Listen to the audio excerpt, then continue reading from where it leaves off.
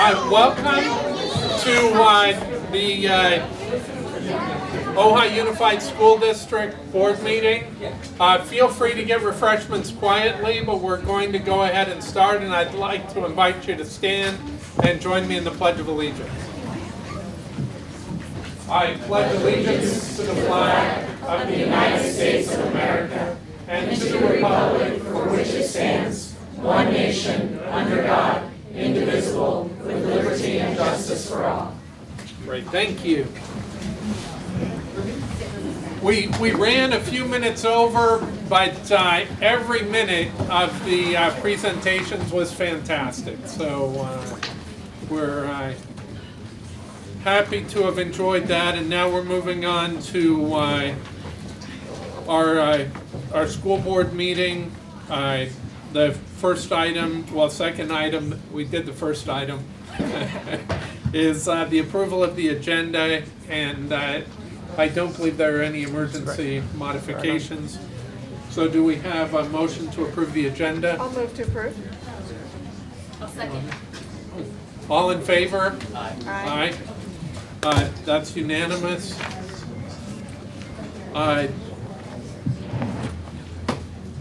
Approval of minutes.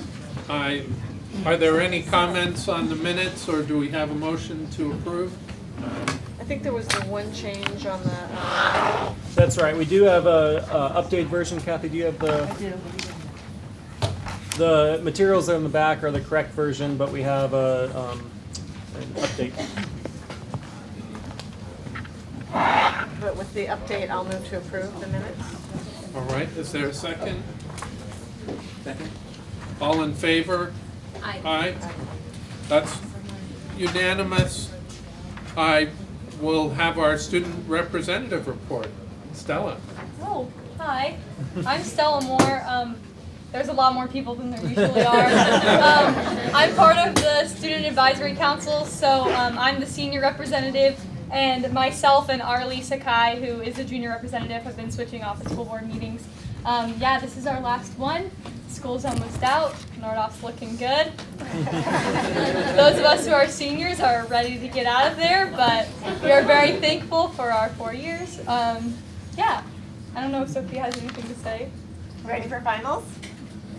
Yes. Well, I will be next Monday, right? We actually had an opportunity for them today to meet with the incoming superintendent.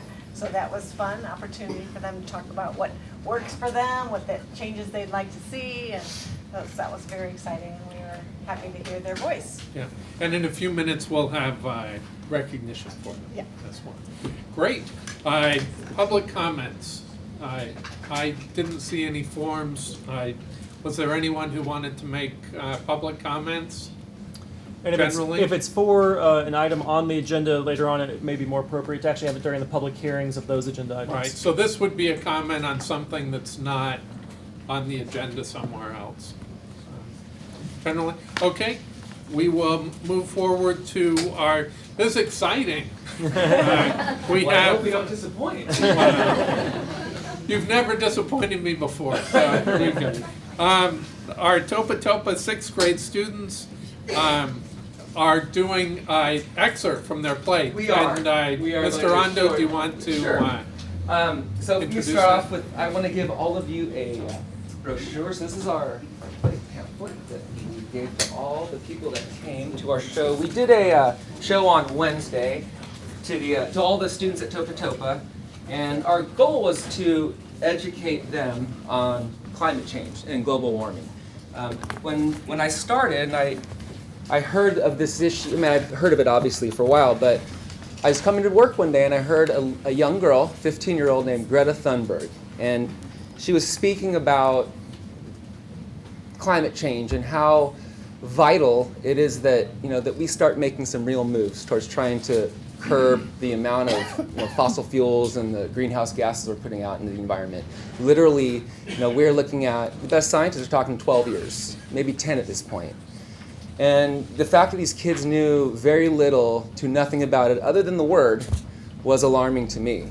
And so because of that, I felt like, as 6th graders, the oldest kids on our campus, it was part of their responsibility to to educate the other kids on our campus about what's going on now in our environment. So I pitched that to them. I said, what do you think we should do? How can we deliver this information to kids and have them really get it? Going around class to class, doing little presentations, that's not really the way to do it, in my opinion, and their opinion as well. So we decided, let's create a play. Let's create a play that dramatizes it, engages the kids, but also educates them along the way. So it's two parts. There's a play going on, but there's also an educational part where they're explaining to the kids really what are these words that we're saying in this play, because a lot of these things they weren't familiar with really what it was. So we performed this, like I said, on Wednesday 3 times. We had the mayor come out, and we had city council members come out. We had Green Coalition people come out. We had newspaper took pictures. We've been downtown. Last week on Friday, we were part of this climate rally, on Ojai Avenue, on the arcade. And really my whole point really is just to inspire kids to feel like they can make a change, that they can go out and do something. Because I think adults, especially this day and age, they're listening to kids. I think kids' honesty, I think that, any loving parent, we're all, most of us are parents or grandparents, that we care about our kids, I would hope. We care about the future that we're going to be, that they're going to inherit. In my mind, it's like the older generations have had a party on this earth, and they've basically partied and taken. They've really thrashed the only home or the house that, that we have. And now it's on these, this generation, our generation, but really the younger generation. It's on them now to have to clean up all the mess we made. And I feel like we need to be doing our part to try to help these kids and just help the world in general. We talk about many issues in this world. What's the most important issue? Our planet. You talk about racism and all these things. Well, to me, that's all on the surface. If we don't have a place to live and the environment's not healthy, that stuff really isn't going to matter in the end. So that's really why I pushed this. And, we got a late start on it, but, I felt like I had enough time, and I really do feel like I got the message out. We are also, hopefully, on the edge of, we're going to perform this, hopefully for Patagonia on Thursday or Friday to the corporate people down there. I've been contacting them, and we're really close to having that happen. And so that's exciting for them, but it's also exciting for us to be able to support a group that's out there trying to, playing with the big players out there. Because, the ground movement, yes, we all need to get together and try to get this movement going. But, right now we have someone at the top up there playing with these big players. And so I wanted to support them and show them what, kids these days are doing and what kids can do. And so that's the plan for later this week. But anyway, I don't want to take all your time. So I have, my kids are going to come up and basically they're going to lay out to you the general play, and they're going to also dramatize and perform a few parts of it so you get a chance to hear their sentiments. Thank you.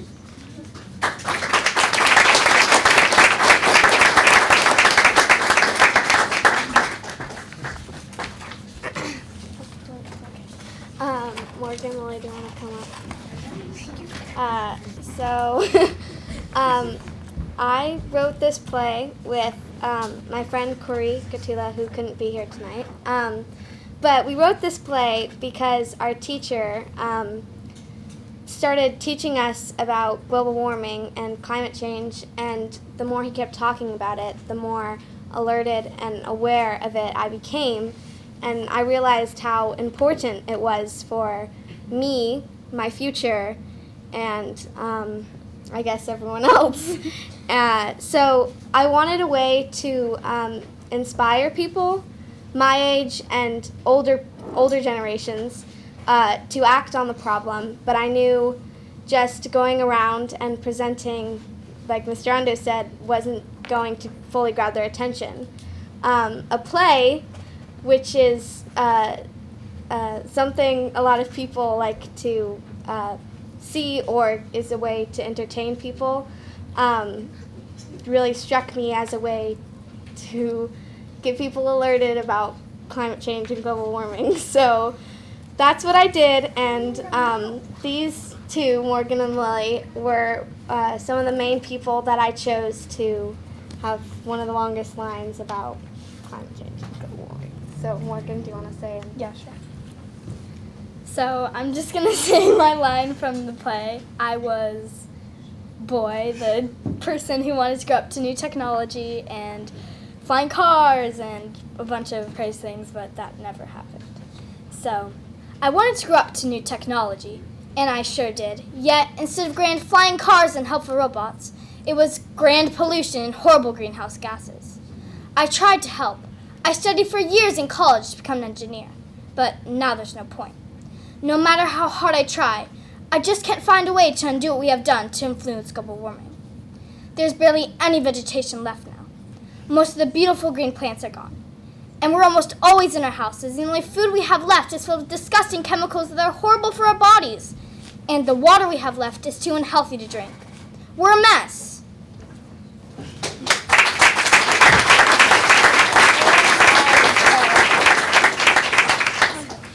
I'm Lily, and I will also be saying one of the lines from the play. I didn't realize. I don't think a lot of us did. And I could have started to help the problem earlier. I was taught that humanity and humankind was kind and good-hearted. But humans are causing the earth to die.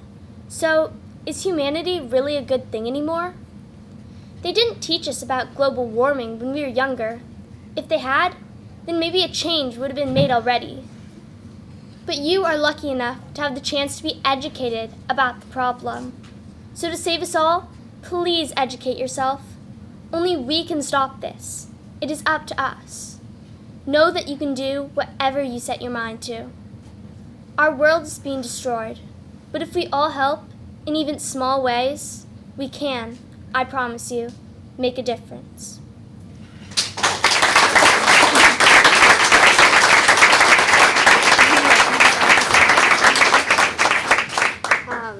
So yeah, those were some of the lines that they spoke during the play and that our whole school viewed, along with Michelle Ellison, who was a mother that we added in the play as a character, who brought renewable energy sources to Ventura, Ojai, Oxnard, Thousand Oaks, and part of Los Angeles, to have renewable energy that don't burn fossil fuels, which hurts our earth.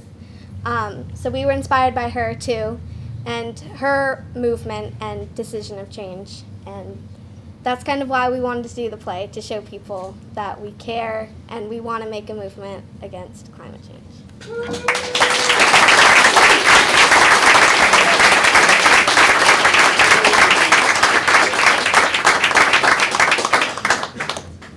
All right, thank you very much. Thank you. Thank you very much for your time, everybody. Thank you, ladies.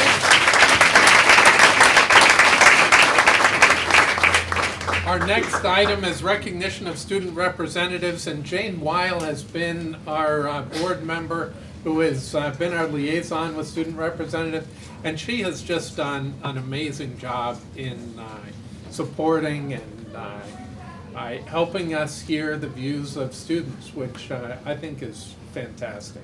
So we'll turn the time over to Jane for the presentation. Thanks. We actually have a student council of 4, but our other 2 members were not available this evening. One is actually on a college visit, so that's a good thing. He's our junior representative, and I'll just mention their names. Gray D'Angelo is our sophomore representative. He wasn't able to be here tonight, and Arlie Sakai is our junior representative.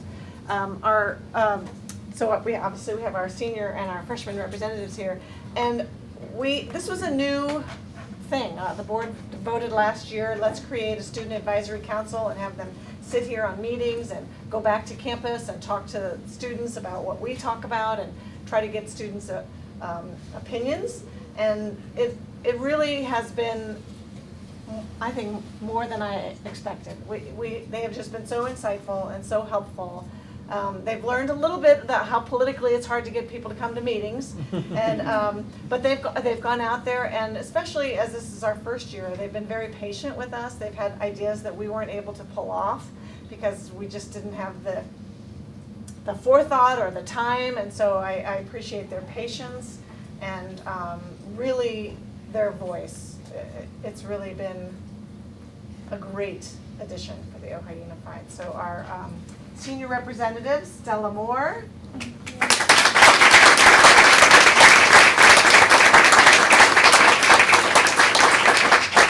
Who I would like to mention just received a huge scholarship last night, during senior night. $10,000 a year for a scholarship.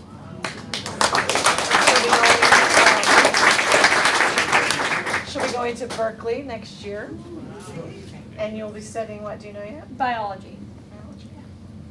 And then our freshman representative, who I have to say, we had elections the third day of school. So she was a brand new student on campus, and she put her name in to be elected to this student body. Talk about jumping in. It's amazing. So to our freshman, she'll soon to be sophomore, Sophia Moreno Boyd-Barrett.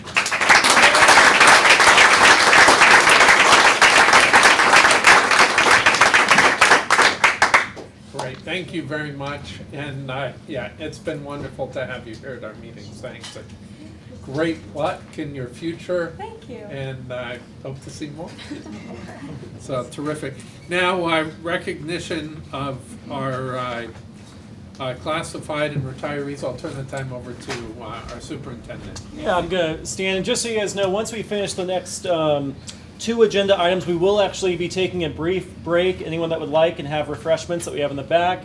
We'll be changing the order of the chairs and moving the podium to look more like a traditional board meeting. So we do actually have our regular business here tonight as well. But we've had a great past hour, and again, we apologize for starting a little late for this board meeting. But at 4:30, we honored our classified and certificate employees of the year. Now comes to the agenda. We are honoring 3 employees who were recognized under a different program, but as county classified employees of the year. This program started in Ventura County. It's done through the California Department of Education, but Ventura County began participating, I believe, 4 years ago. And since then, Ojai Unified has just dominated this competition, which proves to everyone else in the county what we know here, which is we truly do have the best staff. We have had last year, Rick Carrion was statewide classified employee of the year, went up, met Superintendent Tom Torlickson. And this year we had 3 incredible staff members who were identified across the whole county as classified employees of the year. So we do have some speakers who are going to speak on their behalf. So I welcome up our first presenter, which is, it's Catherine White. So we have, unfortunately, Catherine's not able to be here tonight. She's at Miramani for the back to school night, and I know Marisol is trying to quickly get back there. I apologize. I know you're trying to be here quick, short time, but Marisol Ramirez. Hi. So I'm now going to give a brief little speech about Marisol, and I will just say I'm going to keep it brief because there's a lot I could say about her, and I could spend quite a bit of time. So like I said, there's many things to say about her, and that's because she has so many outstanding qualities. As you know, Marisol was selected as the Ventura County Office of Education's nominee to the California Department of Education 2019 Classified School Employee of the Year program in the area of paraeducators and instructional assistant. Many people wrote letters of recommendation for Marisol's nomination, and I'd like to share a little from the submitted letters. Here's one of the first letters. As a classified employee, regardless of her classified position at our school, Marisol has consistently gone above and beyond her contracted hours and duties. When working with English language learners, she does not just work with the students, but she takes it upon herself to include the parents. She makes and returns phone calls before and after school to keep parents informed of their children's progress and to answer school-related questions. Marisol creates skill practice packets for parents to use with their children. She also uses her own time to print student progress reports and to plan alternative learning activities for struggling students. If a Spanish-speaking parent has a question, they feel comfortable going to Marisol and asking her to translate school-related information. During parent conference, teachers often request Marisol as a translator because she is professional and objective in relaying information to parents. Unfortunately, there have also been matters outside of school when parents have relied on Marisol for support and information, including very personal issues and concerns about deportation. Marisol makes herself available around the clock. From our SST coordinator. I have worked with Marisol for the last few years in several different capacities. First as the coordinator of our SST, our Student Success Team, and 504 team. I have depended on Ms. Marisol to help with scheduling, communication with parents prior to gathering information, translation during the meetings, and transcribing meeting notes for parents. During our FEP transition meeting, which is when we identify students now as being fluent in English, Ms. Ramirez gathers assessment information, meets with teachers, completes necessary forms, and comes prepared for the meetings. Marisol does an excellent job with all the aforementioned tasks, as well as maintaining student confidentiality. Second, she has helped me with our 6th grade leadership team. She has provided support and guidance for our students, translated our family communications, and helped coordinate activities. Third, she has been invaluable to me as a translator, often at the last minute, with all the 6th grade notes and forms that go home for our many grade level activities and field trips. She has often done this work on her own time so that our Spanish-speaking parents can get information in a timely manner. And the last one I'm going to share is from Ms. Battleson, whose classroom she's worked in as an instructional aide this year. And here's just one piece of the very long letter that she wrote on her behalf. Ms. Ramirez sees where involvement is needed, and she contributes with enthusiasm. She is an organizer who has made memorable events possible at our school, like our Dia de los Muertos display and our Teacher Appreciation Lunch, which is an incredible Mexican feast put on by our Spanish-speaking parents. Because of her example and leadership, many parents feel comfortable to be involved at our school, which creates an atmosphere of inclusion and community. It really takes a charismatic person to make this happen, and Marisol is that kind of person. With her friendly and calm, enthusiastic personality, Ms. Ramirez is invaluable to the success not only of the students at our school, but also to the school community as a whole. Ms. Marisol Ramirez, congratulations. You so deserve this honor. We're so proud of you and so happy to have you here at Miramonte.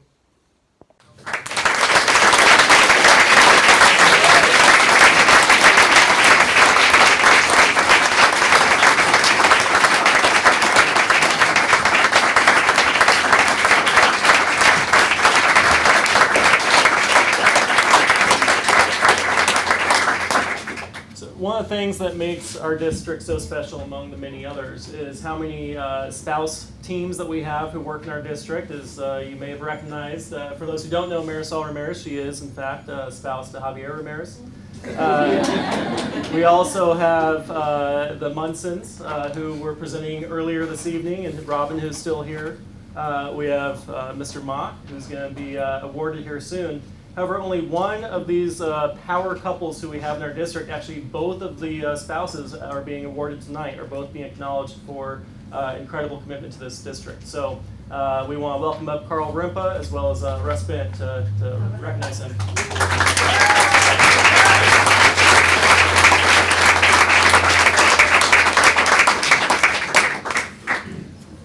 First started working with Carl, what, 10, how long have you been here, 12 years? 13. 13. He's always gone above and beyond. He started off as a mechanic, then a bus driver, and then filled in with not transportation, but the warehouse for Jim, right? And after that, Jim retired, and Carl stepped up and has been the #1 guy ever since, and it's been a pleasure working with him, it really has, so congratulations.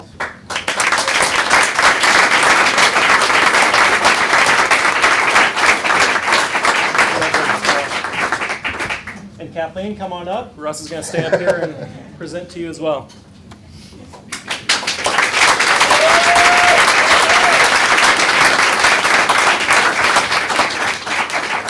Kathleen came on, it had been about 5 years ago, and at first it was like, oh, she's super nice. And now she's still super nice. She only had about 2 hats back then, maybe 3.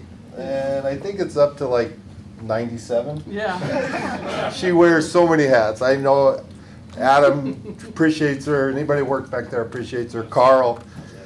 And I wasn't going to say it, but without her, our sink would ship. I said it backwards on purpose, but she is a wonderful person. Thank you.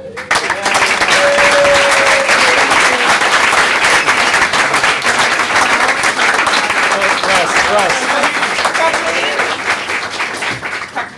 Russ. We If you guys have a good 20 minutes to burn sometime, feel free to call Kathleen just to wait for her voicemail. Because she has so many departments that she serves, it takes about 2 minutes to actually go through the listing of all those departments and people she serves. So congratulations, Kathleen. Thank you.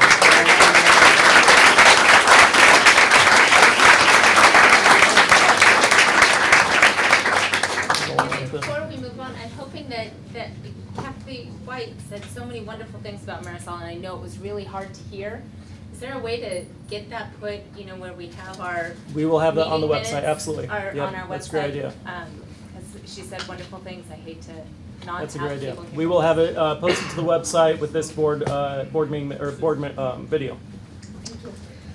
All right, and so we're going to continue the celebration. Our next agenda item is our recognition of our retirees. I think that many of our retirees and those who are recognizing them were here for the 4:30 celebration, so we are going to do the same protocol. We'll have this start off with, at the very top, Jim Mock is going to be recognized by Natalie Hay, and then I just asked that for the next person who's being recognized, Kathy, that Danny, you just come on up once they finish, and we'll just try to move it that way.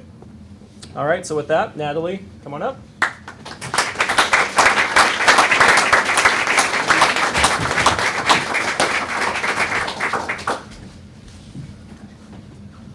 All right, got him to join me up here. Okay, well, they got someone to talk on behalf of probably our most veteran. I know he's not at the top of the list, but he's definitely the top of the list at Nordhoff. And I'm lower on the bottom of the list. So I can't dig up stories of Mr. Mock's first 30 years, but I do have the last 6. Jim was one of the first people that I met at Nordhoff, and he was there observing me in my student teaching placement, and he's been one of my biggest mentors on the campus. I know he's also been the most central mentor to our other newer science teachers in the department, so I can't even begin to speak to all of the things that we're going to miss. He's given us direction, even if he doesn't know it, in a time The direction or in a time when we have had changing curriculum and changing people, because he's been kind of like that North Star kind of thing, where at least for me, it's meant a lot to know the roots of a place, and where we're going depends a lot, or it actually just feels a lot to know where you've come from, and Jim has been that for us. I also know that on a personal level for Jim, he's feeling uprooted at the same time. But I want to say that we're gonna feel that, because it's like you're taking Nordhoff's roots with you. You have really grown in the place and affected the people who have decided to put their roots there. So I hope we can continue what you have established. You mean a lot to us. You mean a lot to the students, I know. And so we're excited and at the same time sad to celebrate this next step for you at this time. So thank you for everything you've done. You mean a lot to us, and that will, I won't forget it, so.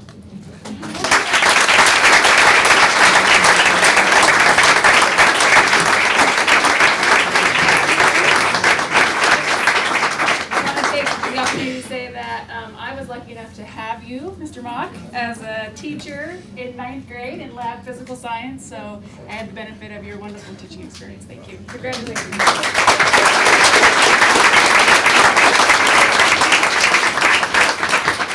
I had the thought at one point of saying something stellar, but it didn't work last Friday at the union meeting, and I don't think it's going to work now. So thank you very much, and thank you to the administration and the school board for being patient with me. And I hope I've made a difference. Thank you.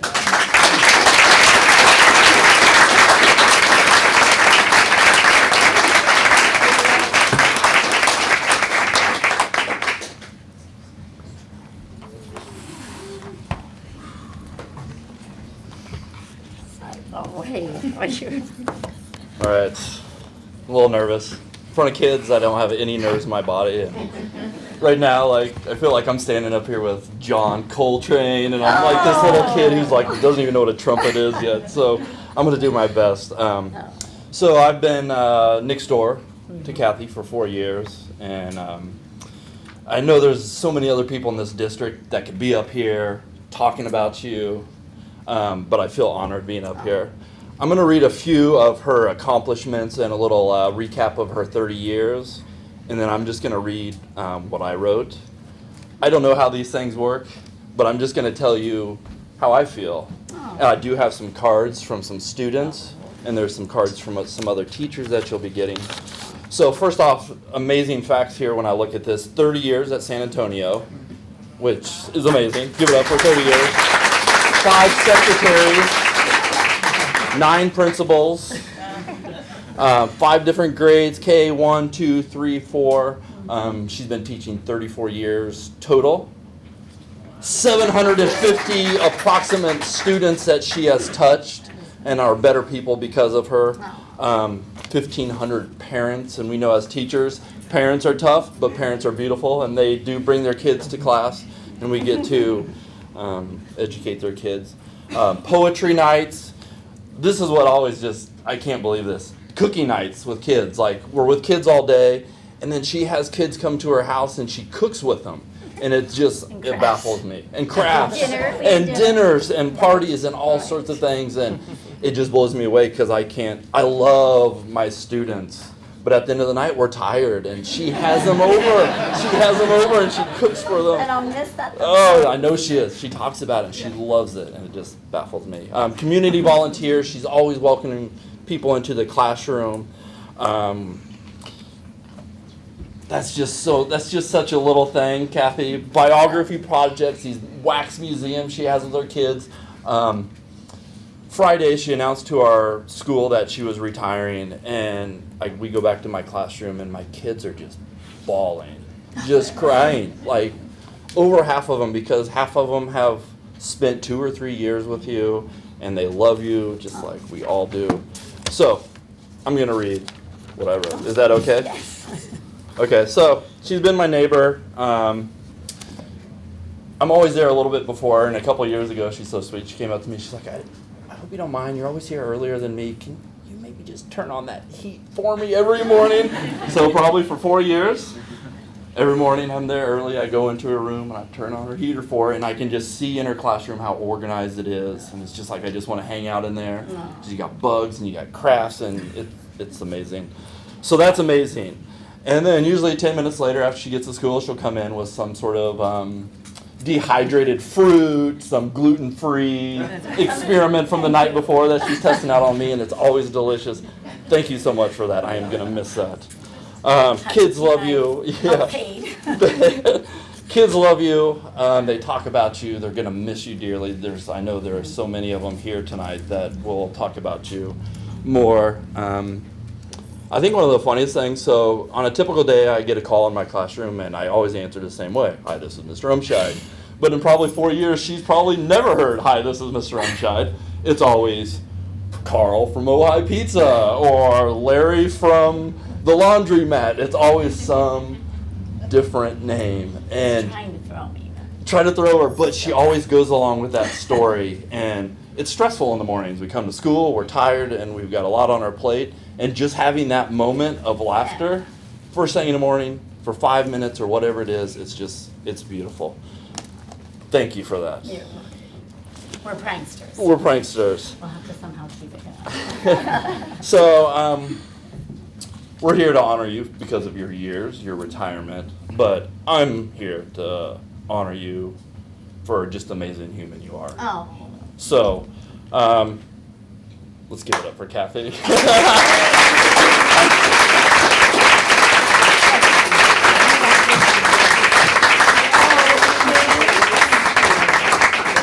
These are cards. Oh, thank you. These are cards. Would you like to say any words or introduce Wow, yourself? you know, they say when it's retirement, honey, I'm home forever, forever. I love my children. I love my job. I just work very hard at it. And, you know, we leave at 6:30, we get to work at 7, and I often get home at 7. And I have the most patient, wonderful, supportive human being to spend my days with. But when I get home and I put dinner on the table, usually at like 8 o'clock, I still get texts and emails and calls, and we decided it was time that he gets a little more time with me. And I'm sure I'll do something because I have so much energy and enthusiasm. And I want to spend more time with my mom and my dad and my wonderful family. So thanks for the great years. I've loved Ojai. I feel like such a part of it. Sometimes Ken feels like it's hard to get from A to B downtown without knowing somebody who I know and I have adored. So thank you all for the memories and the treasure times. I will come and volunteer in your classes if you're still there.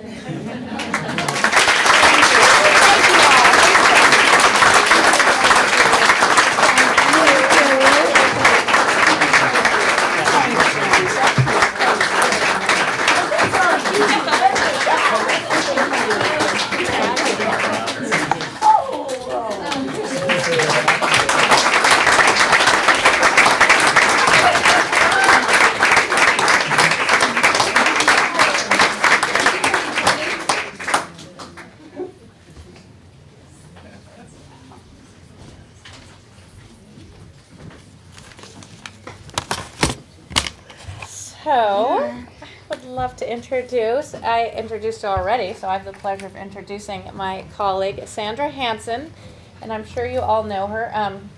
As I said earlier, she and I go back to teaching swimming lessons when we were teenagers. So we began our career together, and we are ending our career teaching together, so that's pretty cool. So I will fast forward a few years after that. I'll tell a little story. And Sandra Hansen was a parent at Summit School with her 2 sons. And the people up there, the teachers up there, we get very attached to some of our favorite helpers, our favorite moms and class helpers. And they thought, this gal's amazing. And she became a helper in the class, and she became an aide for a couple years.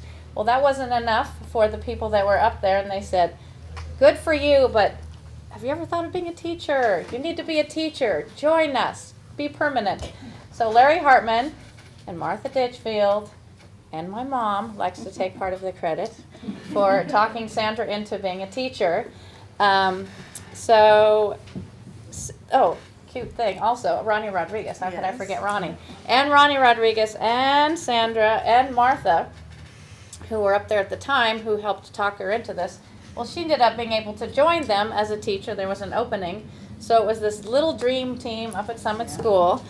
And I talked to Martha, and Martha said, what we did is we all took our favorite subject, and Sandra decided she was science, and so she was going to teach all grades science. And Martha was I don't remember the exact things, but Martha was going to teach her favorite thing, and Ronnie was going to teach her favorite thing, and Martha said, we were all really worried that the kindergartners would not know who to go to or what class to go to. And she said, and the kindergartners all knew exactly where to go, but all the teachers would go out and look at the notes on the tree. The teachers would go and look at the notes on the tree and say, where am I supposed to be? Should I follow the kindergartners? Because they know what to do. I was teaching kindergarten. You were teaching I'm taking credit for that. Oh, see, that's her. She had them. But yeah, good job. And those teachers still meet. You still meet every Friday morning. Every Friday morning before school even begins at Bonnie Lou. So that was a cool, solid group. They can't wait for me to retire, so they don't. Oh, they don't have to go at like 6 o'clock. Let's go at 9. Maybe at 7. That's cute. Oh yeah, you're the last. I am the last, yes. Yeah. So go for lunch and margaritas. Yes, perfect plan. So then Sandra went to San Antonio for years. We were so lucky that she joined us at Miners Oaks. We think it was 5 years ago. Everything gets a little hazy. So I've been fortunate to work with Sandra, and she's my neighbor. We've taught the same grades, sometimes combos, been able to support each other. One of the easiest people I've ever worked with in my entire life. She just loves her kids, and as a teacher, that's the core. It's great if you're organized, and it's great if you're smart. Those are all extra things, but really the core is just to absolutely love your children. And it's okay, you can do it, you can do it, you can do it, you got this, you got this. And she loves her children. I mean, it's interesting because, oh, look at your mama. She's been crying through everybody else's speech. I knew this was going to happen. She could not decide that she wanted to retire, because for a woman that has such a life outside of school and goes diving all the time and has this amazing family life, they're always going on vacation, they have a plane, they have another house in another state, and they're busy and they've got projects. It's the week off, and what did you do? Oh, we were hanging doors, and I'm thinking, that was not a vacation. But she has so much going on, but she could not decide to retire. And she said, I can't do it. All the numbers are right, the age and the amount of years served, but my heart is still here.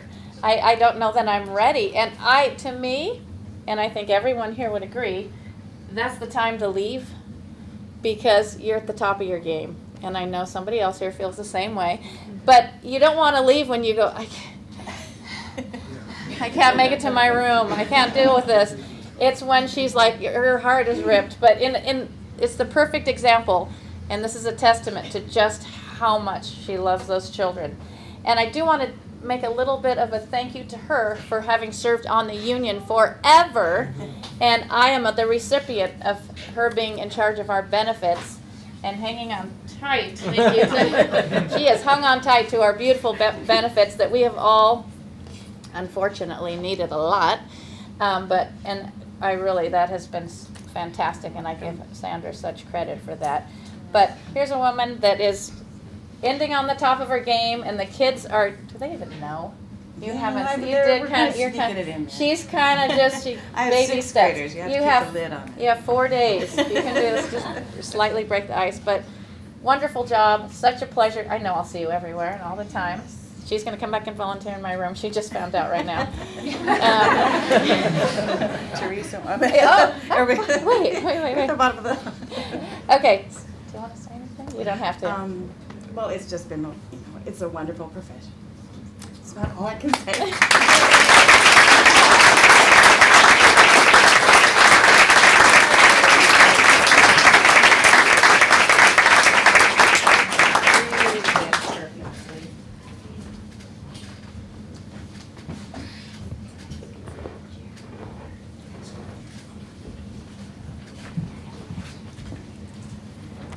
Tonight we are celebrating Rosemary Lowry, and I would like to thank you for all of your many years of service to Ojai Unified. I think it's been 26 years.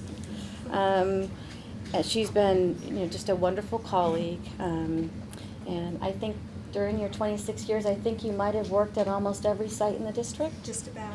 She's been through our program many times, taking kids from elementary all the way through high school, and then they graduated. Now what? And Rosemary's always been, what's that? It was post-secondary. Post-secondary. And I, on many occasions, have called Rosemary and said, Rosemary, I think we might need to make a change. We have a need at another site. And she's always been so, okay, I can do that. And so she's been a real good team player, and I really appreciate that. You have worked with and impacted the lives of so many of Ojai Unified, most unique and exceptional students.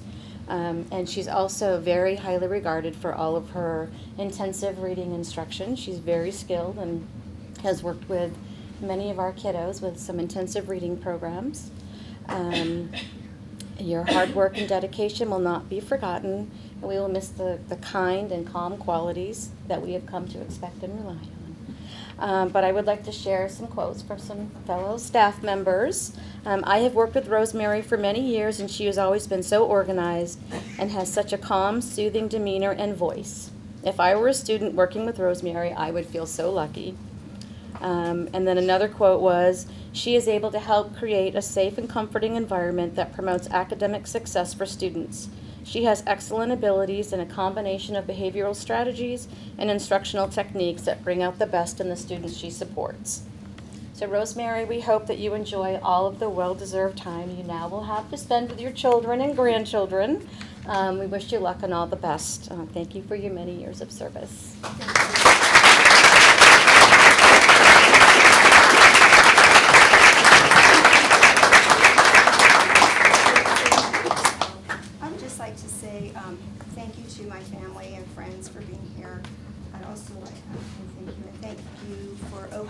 Unified School District staff. They're just wonderful and amazing.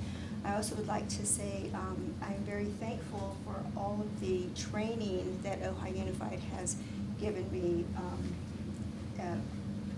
wonderful training, and that I was able to bring that into the classroom so our students can benefit with the training that I was given. So, and for all the many friends and staff that I have learned to love and to make a difference in the students that I've been working with, and how rewarding it is for me to have had those opportunities. I'm going to miss Ojai Unified, but I'm also going to love being retired.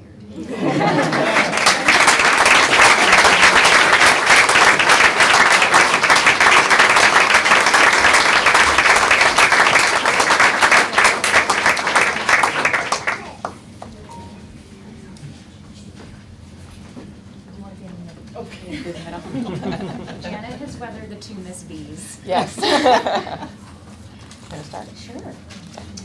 So when Janet started here almost 2 decades ago, she has been like a mother to many students, sharing her humor, her tough love, her warmth, and encouragement with all her students and fellow staff.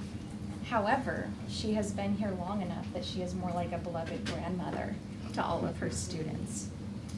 While I only had the pleasure of having Janet for 1 year, it only means I inherited an unflappable, ever calm employee who always had a solution and a quick, witty joke ready to go. Janet, thank you for all the wisdom, love, and care you have bestowed upon your students and the years that you've been with us. But I hope you enjoy working with the most important children of your career, your own grandbabies. And there's a lot of them here. I had the pleasure of working with Janet for 7 years, and I moved on last year, and it was very difficult for me to move from Miramonte because I had found a home and people that I could work with that I trusted and knew that she would always back me up and be there for me whatever I needed. I could always count on her because she was so dedicated to our students. She wanted them to succeed every single day. And so her heart was so big, and she never hesitated to ask questions when something wasn't working. She would come to me and just say, "What can I do better?" And I so appreciated that about her. And she persevered every day because she worked with some kids who it may have taken at least a week to get a concept through. And she did it. And she did it with grace and enthusiasm, and it didn't matter that she had taught it the day before. And she had patience with some of our most hyper kids. And I have a really funny story that I remember. There was this, he's in 8th grade now, mind you. And I remember him coming in, he was only in 1st grade, and she's working with him, and finally he's like, "Miss Bialke, I just need to dance." And she's like, "All right, dance." He got up and danced, and then he's like, "All right, I'm ready again." And she just took it back in stride and just kept working with him. She had that kind of patience. Do what you need to do, now let's get back to it and work. And the kids appreciated that about her. And I missed her this year, and I'm happy for you. And everything you've done with our kids, they will not forget it. They will not forget you, and I won't. And I appreciate everything. Thank you.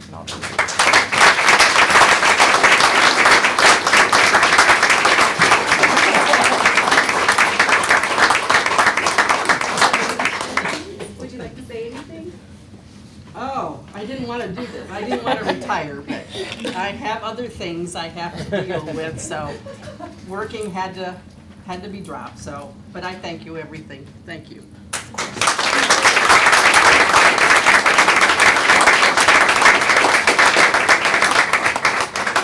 Great. Again, we'd like to congratulate all of our retirees and honorees and It's just such an honor to be here and see just a representation of the commitment, the dedication, and the work that has gone into the education of children over decades and decades here in Ojai. What a privilege for us. We'll take a 5-minute break for refreshments and for all those who are celebrating to pick a wonderful venue to continue the celebration over there or over there. And then in 5 minutes we'll continue our meeting. Yeah, I'm sure. Thank you so much. This has been very fun. Congratulations. We're happy for you and Denise. Thanks. One day I hope you're able to say, how about them Cowboys? My son already knows. We do not like Cowboys. It'll be nice to put them up on the website. See it forever and ever. I'm going to get you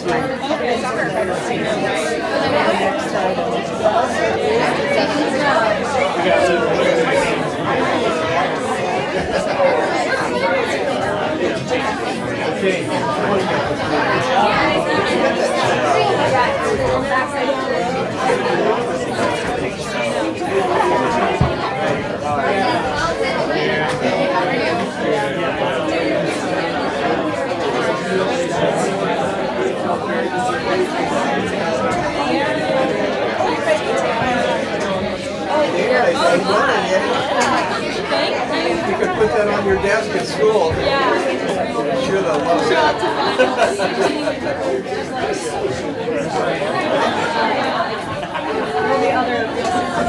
Right now.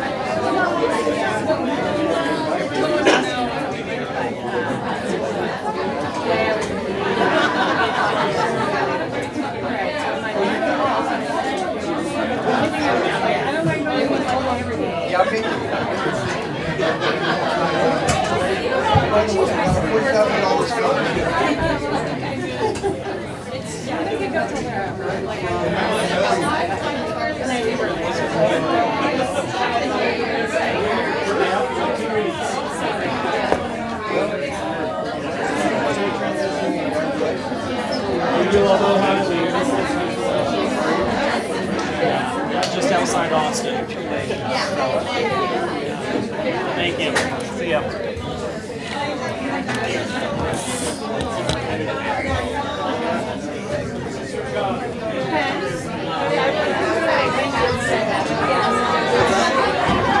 Right, exactly. Well, once we get people out, we'll be able to.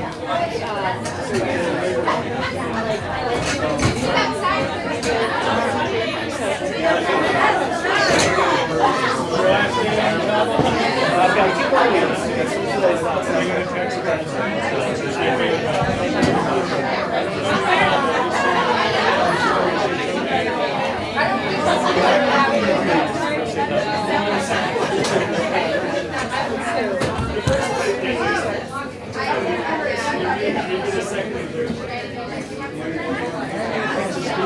about the charter school point. Is there something?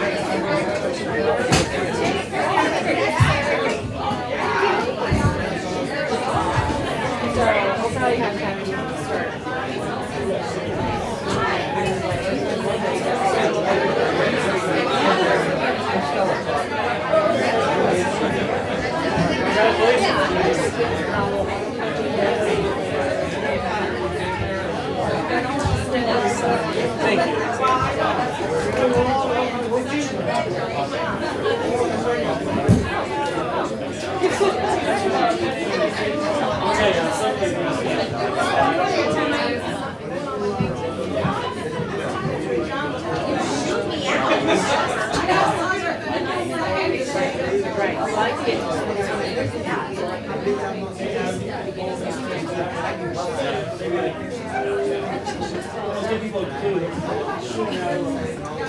You told me I didn't listen.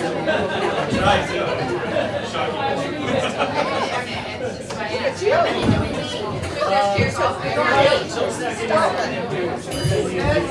Except the first one, I got this jacket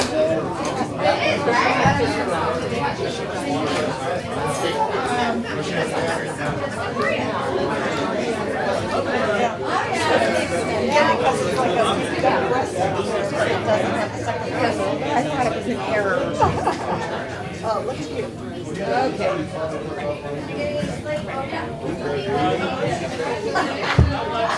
I look forward to that in 2 months.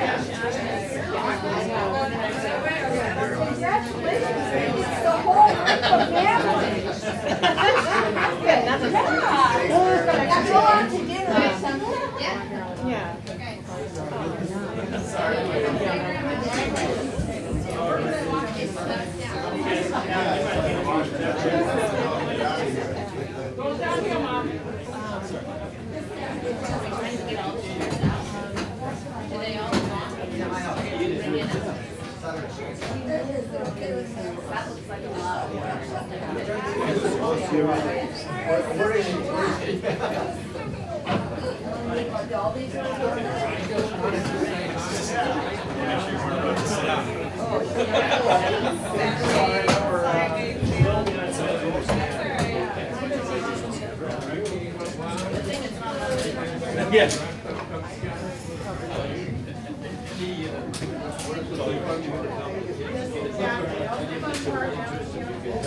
I think they showed interest and they got all the contact information, so it might be They turn around and grab a cheese.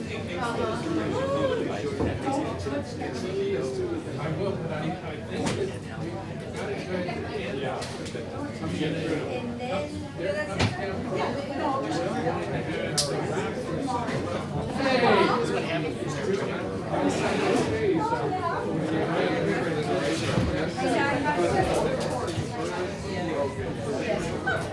I don't know that. Yeah, well.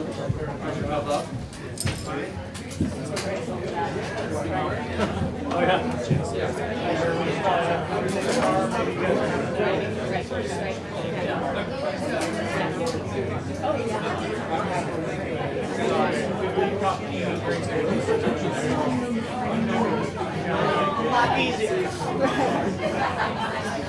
I'm sorry. Do you by chance have an extra pen, James? Normally I always have 2 pens on me. Do you have a pen? I'd love to be deeply indebted if you're loan one.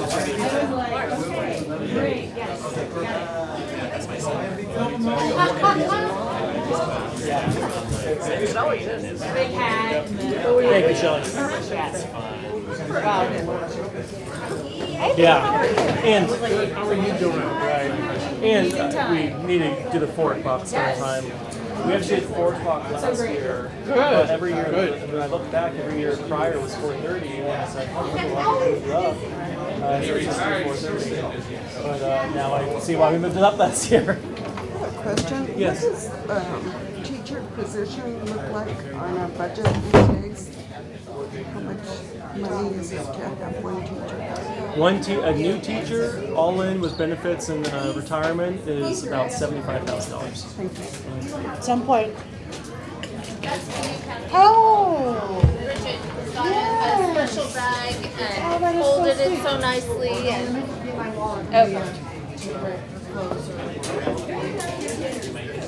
It was funny, the two of them were like, wow, there's a lot of people here. Slightly different meeting than other meetings.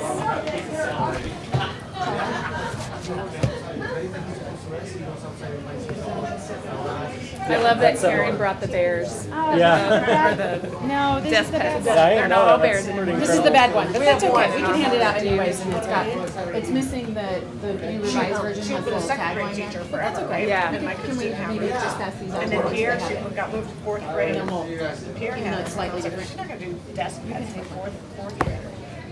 They Jim, how love are it you? just as much. Good to see you back there. My daughter will be in 5th Nice to grade be back. next year. But we're bummed that she'll be a TOSA. I mean, I'm not bummed that she's going to be a TOSA. I'm happy that she's going to be a TOSA. But Taya's bummed. Awesome, how you doing? Good, thank you. Yeah, it's not going to be long, but he does know that, although I think he maybe just stepped out. I'm not seeing it at this point. He was here. Right, he was, and perhaps he saw that there were... Yeah, appropriate. We're waiting for Angie's as well. Yep, okay, great. What's that? Trevor. All right, we'd like to welcome everyone to come back and have a seat. And put your seatbelts on for, we did the pledge. We already did the pledge. We already did the pledge.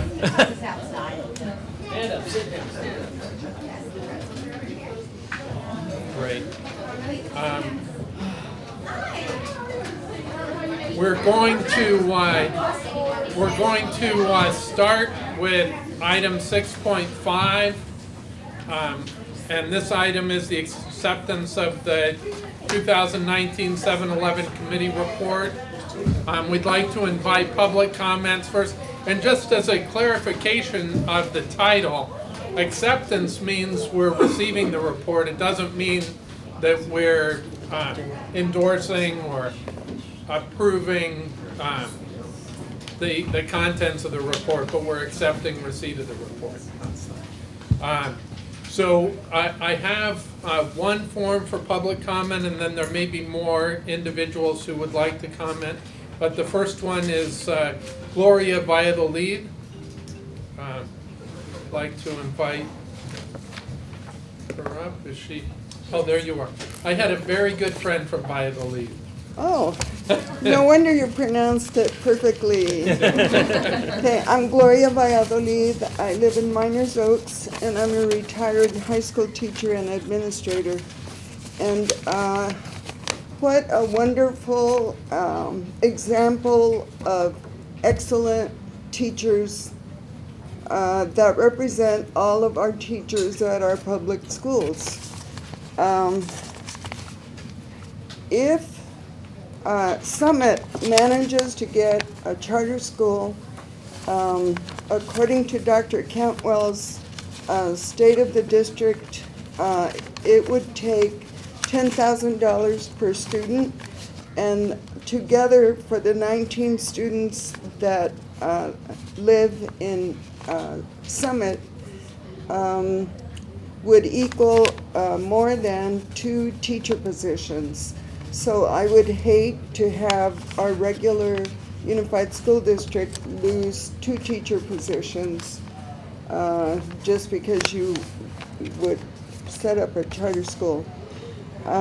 Charter school will only exacerbate the decline in student enrollment,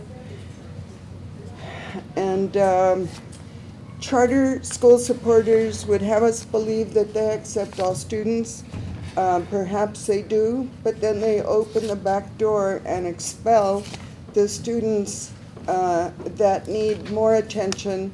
We saw here tonight how one of the teachers was commended for being so patient and willing to let one of the students get up and do a jig because he was hyperactive. And maybe that's one of the things that charter schools can't do, that they end up expelling those students. Because charter schools have been around so long, institutions of higher learning have successfully studied the results. And one of the results is that public schools now have higher percentages of students with special needs because the charter schools expel them.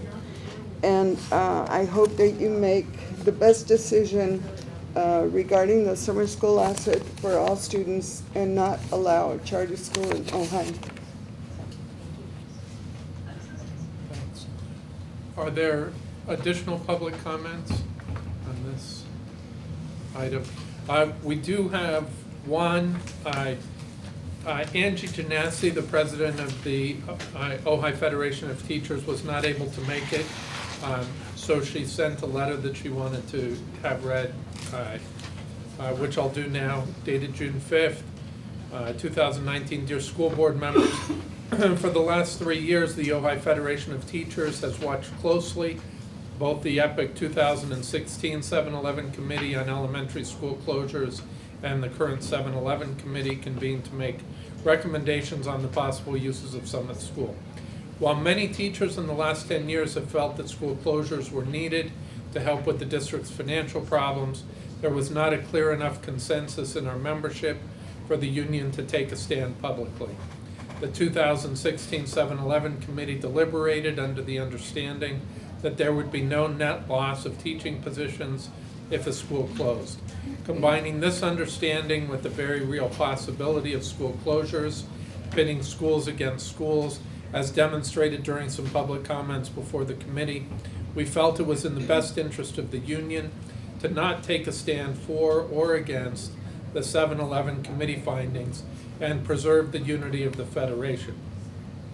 However, the current 7-Eleven Committee's finding to make Summit School available for a possible charter school certainly warrants our attention and a public statement. The Ojai Federation of Teachers in no way supports the idea of another charter school in Ojai Unified School District. The teachers of OUSD have committed their lives to educating the children of this valley. We place a high value on public education and education that has oversight by both the governing board and the public. Charter schools have neither. Charter schools give the impression that they are public schools because they use public funds and sometimes public facilities. However, they are not public schools. Charter schools are governed by their own boards and set their own standards for education, and teachers do not have to hold a valid teaching credential. The Ojai Federation of Teachers does not feel that it is in the best interest of our Ojai students, the public, or the district to provide a possible alternative to education without district management or teachers who have been trained in education. Finally, Ojai Unified School District has been in declining enrollment for the last 16 years, and every student we lose to a private school in the valley or to a charter school means that we lose the funding that goes with that child.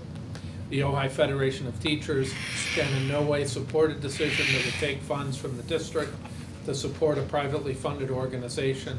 Sincerely, Angie Janassi, President, Ojai Federation of Teachers.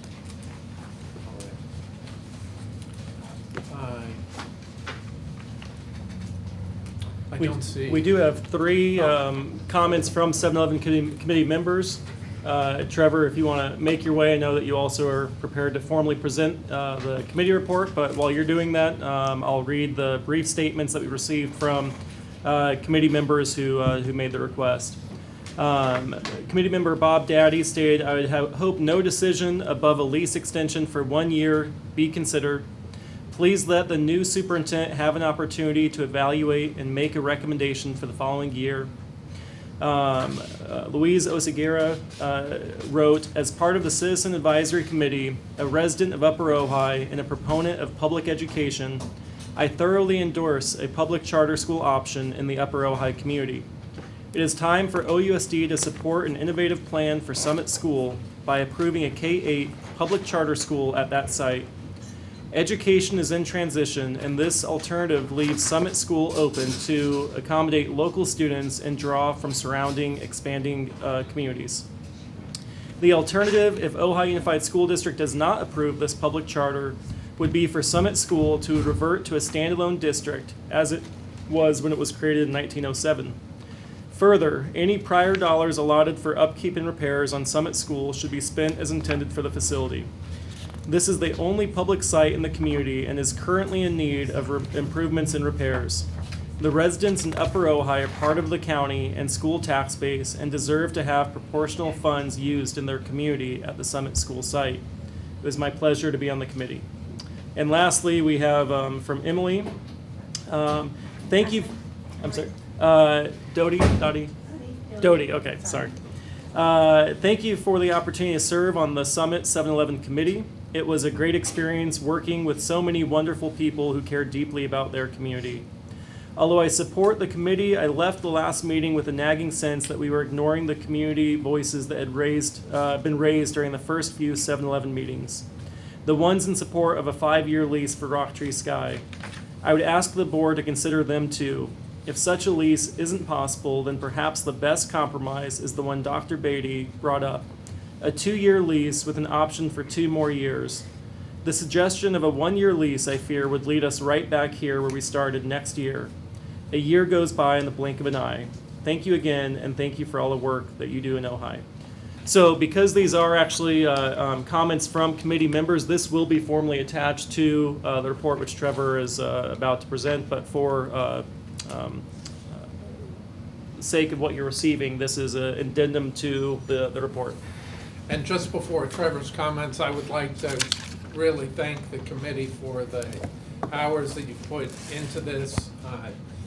I know that it wasn't just the time, but there was a lot of thought and heart as well put into it, and we greatly appreciate that. And we're looking forward to the barbecue at your house. So. We need to catch Andy before he heads out of town.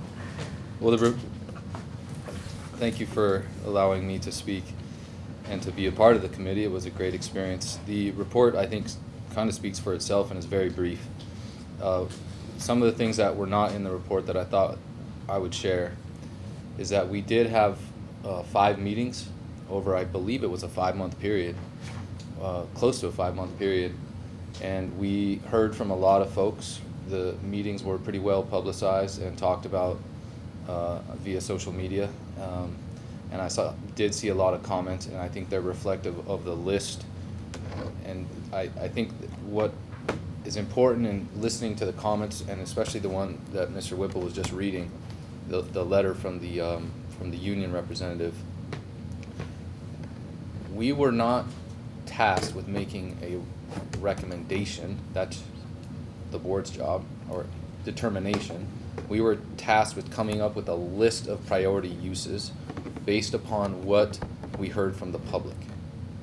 That's the scope of what we did, and they're listed in front of you, and these are in no particular order.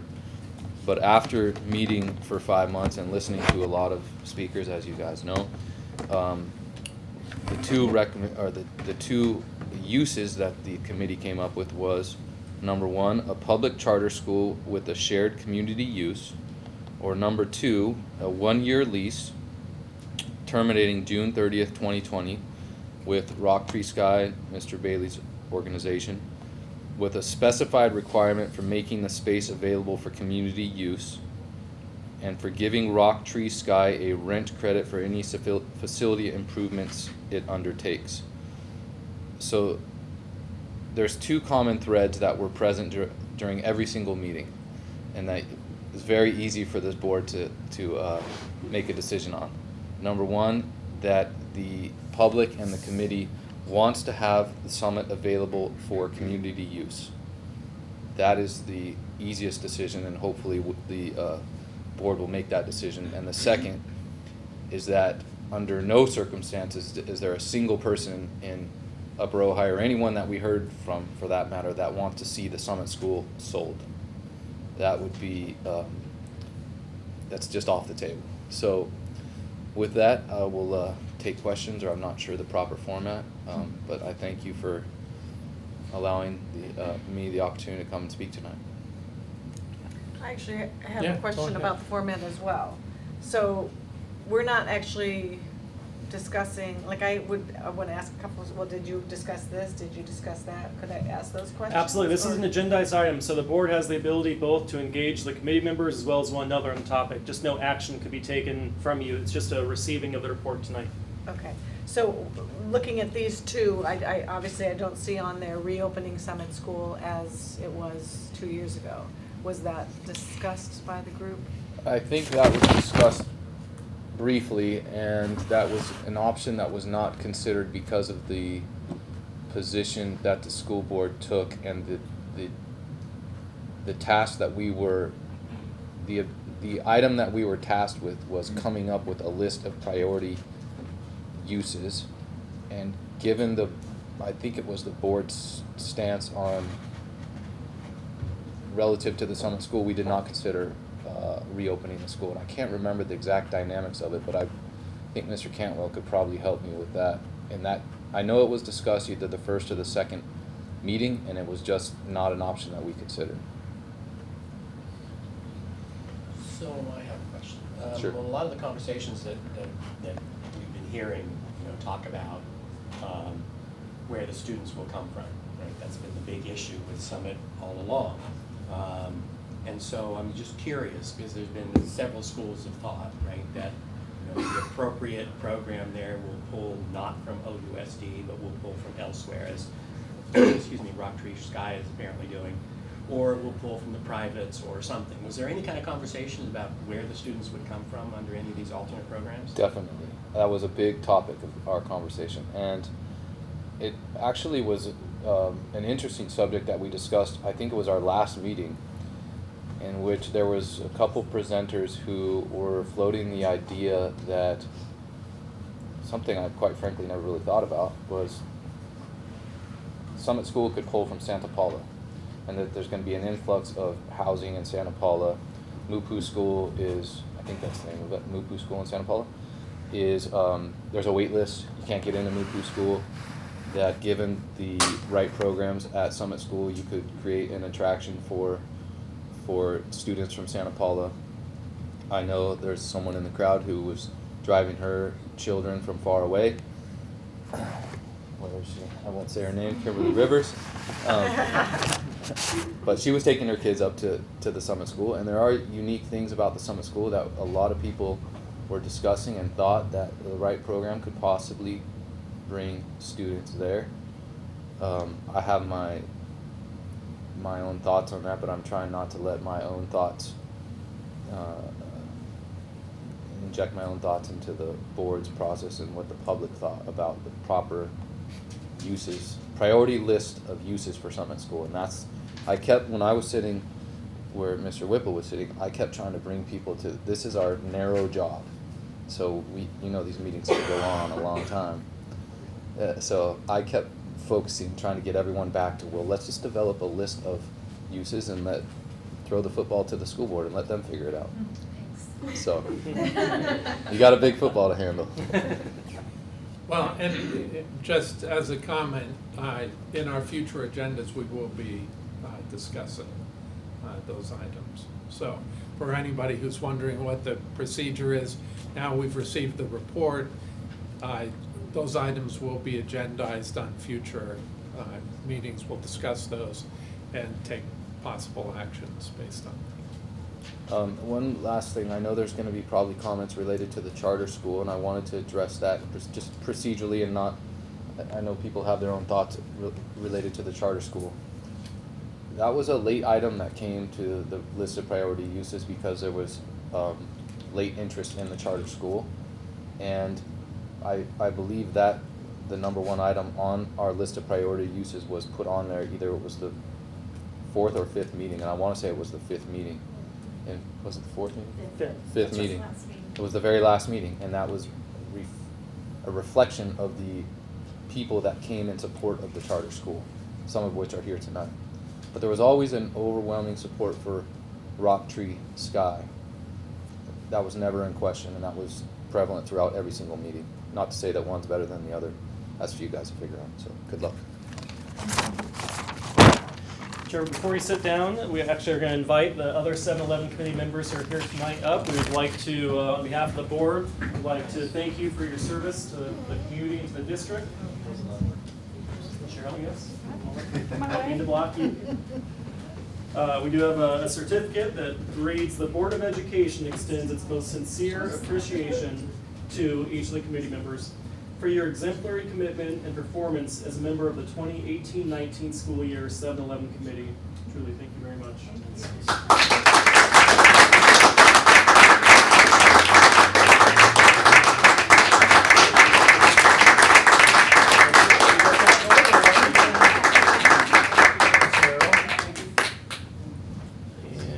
me see.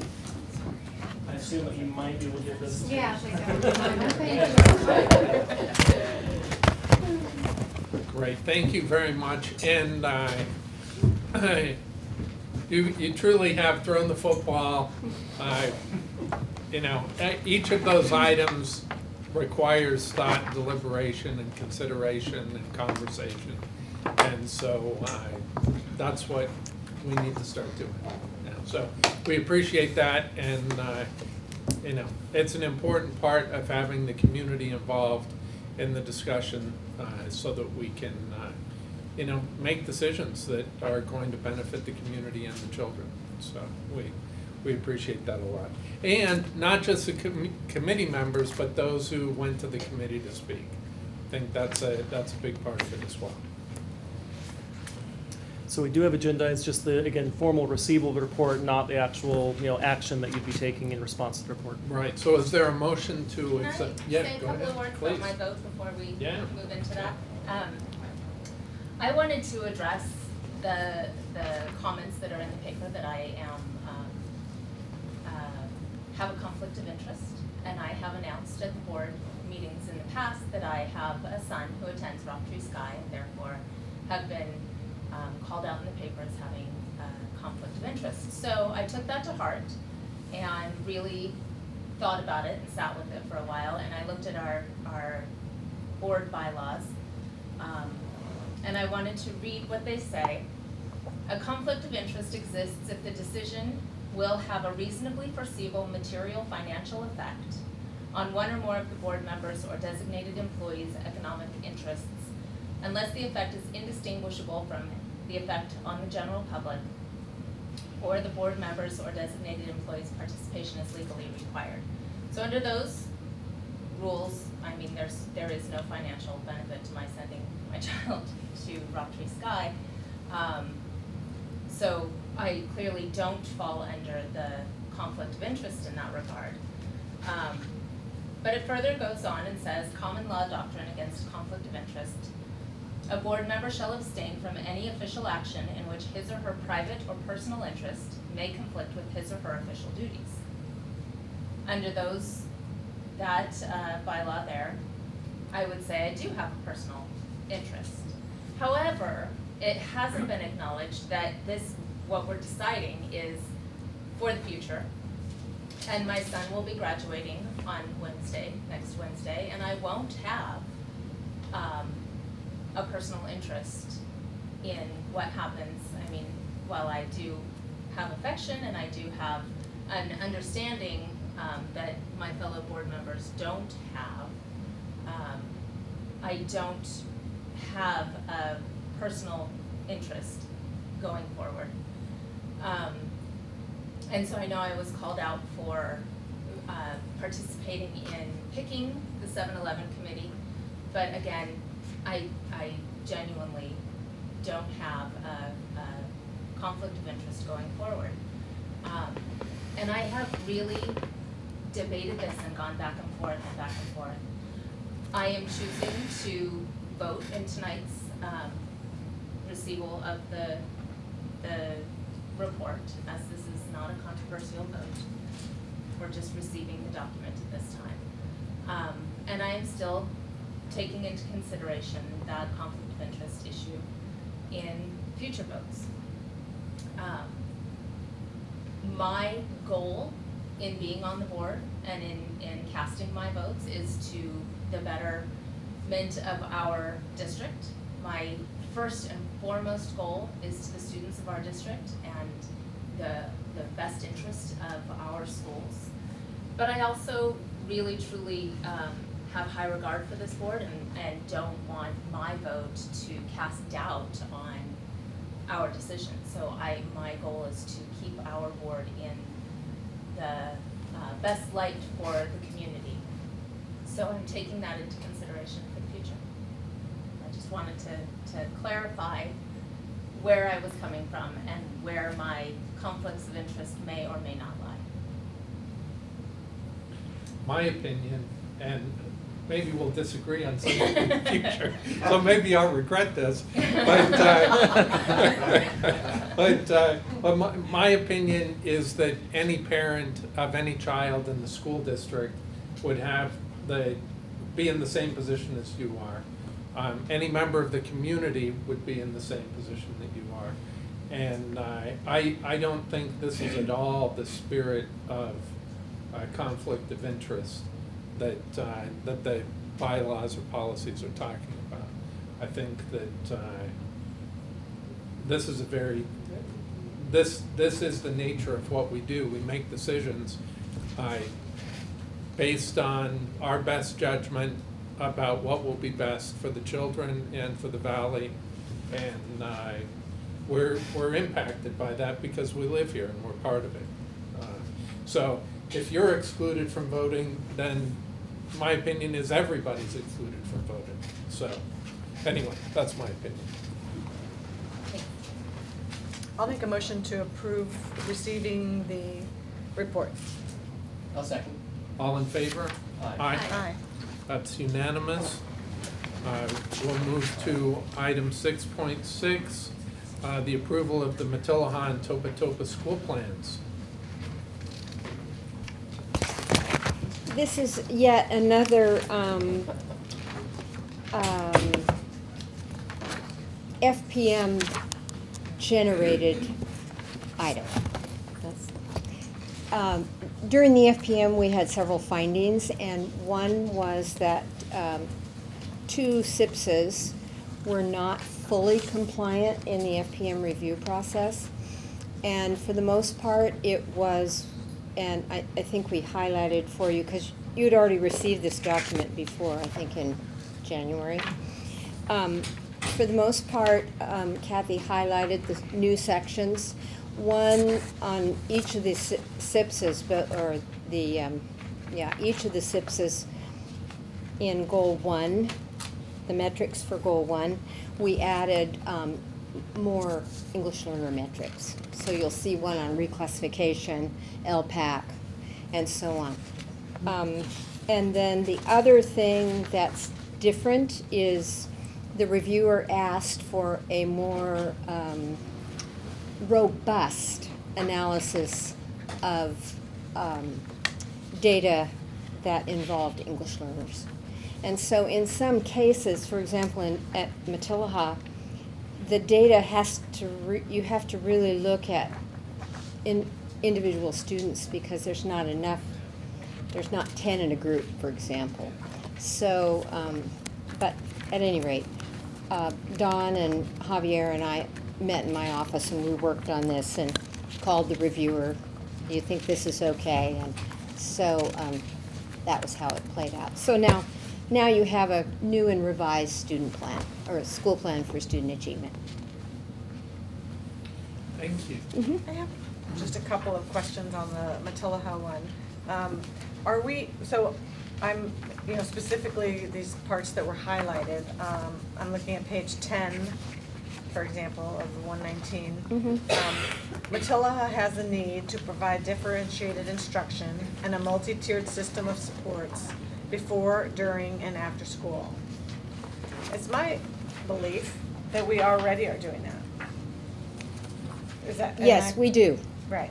So we're not adding something No. else. We're already doing after-school math. That's we're right. already- Yes, we already have a multi-tiered system of support, but the FPM reviewer wanted that to be noted when we looked at our data and made our conclusions.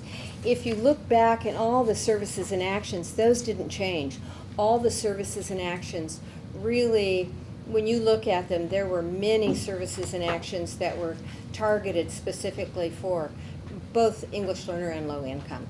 So those weren't new at all. It's just that they wanted, I think, more robust analyses.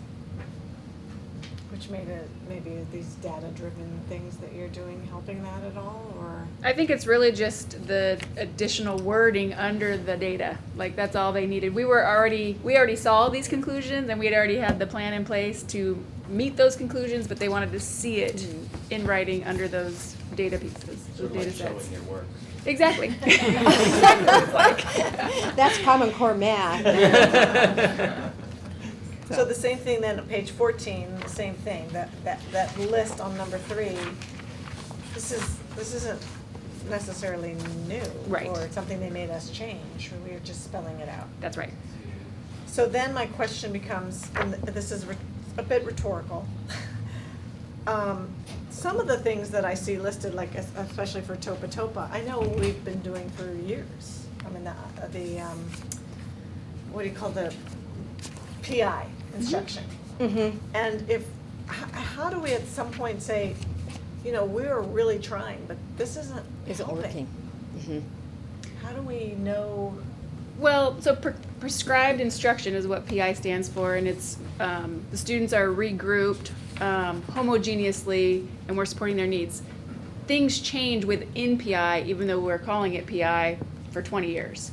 So I know, for example, this year we utilized the EL intervention pieces from our new Houghton Mifflin curriculum to support our EL students during PI. So we are looking at programs and saying, is this one working, is this one not working, and trying to shift from year to year to try new things when we see that something isn't going well. And if I can add,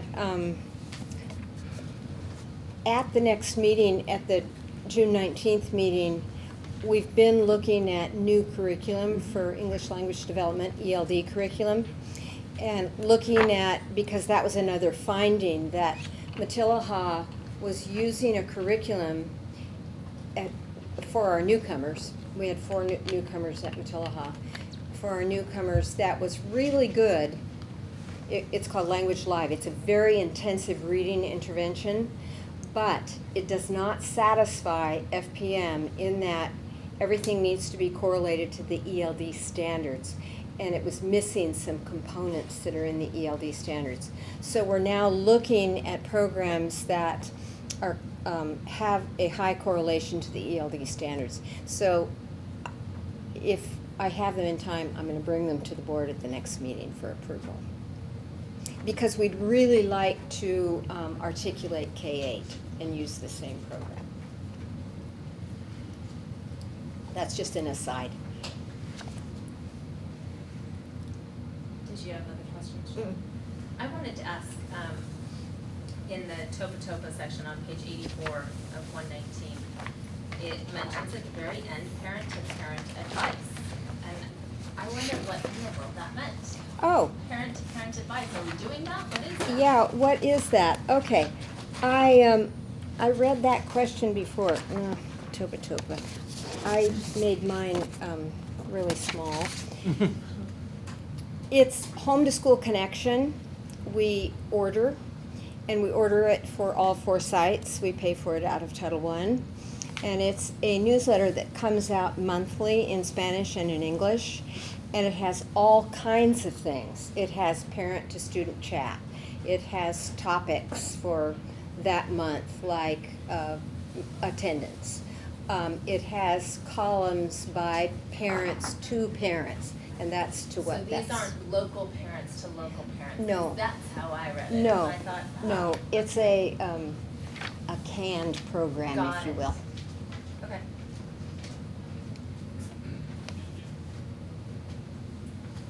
So we don't know that they're actual parents. No, they might just be the editor, I'm not sure. But they are topics that are really relevant. Attendance and nutrition and homework and how to help your child at home and what if your child, just very. We'll believe them for the time being. Yeah. Are there other comments, questions? This is certainly a more colorful report than we've ever had. Oh, I'm what not- color did she Oh, just highlight? all the colors are Mine on is- the dashboard. Oh, blue. It's a lovely blue. Sprinkled, Right, so red, sprinkled. orange, yellow. Well, I knew that you wouldn't want to read all 84 pages again, so Kathy and I talked and thought it might be helpful to just highlight the parts that were new. Thank you very much. You can Well, thank I'll Kathy. move to approve the new student achievement plan for Topa and Matopa. All in favor? Aye. Aye, that's unanimous. Thank you very much. Mm-hmm. Moving on to, I don't think you can go very far.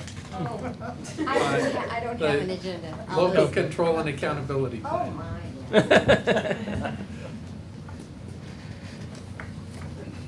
It's the public hearing. Right, so, is there a motion I'll to, move to open the public hearing. all in favor? Aye. That's unanimous. Are there any public comments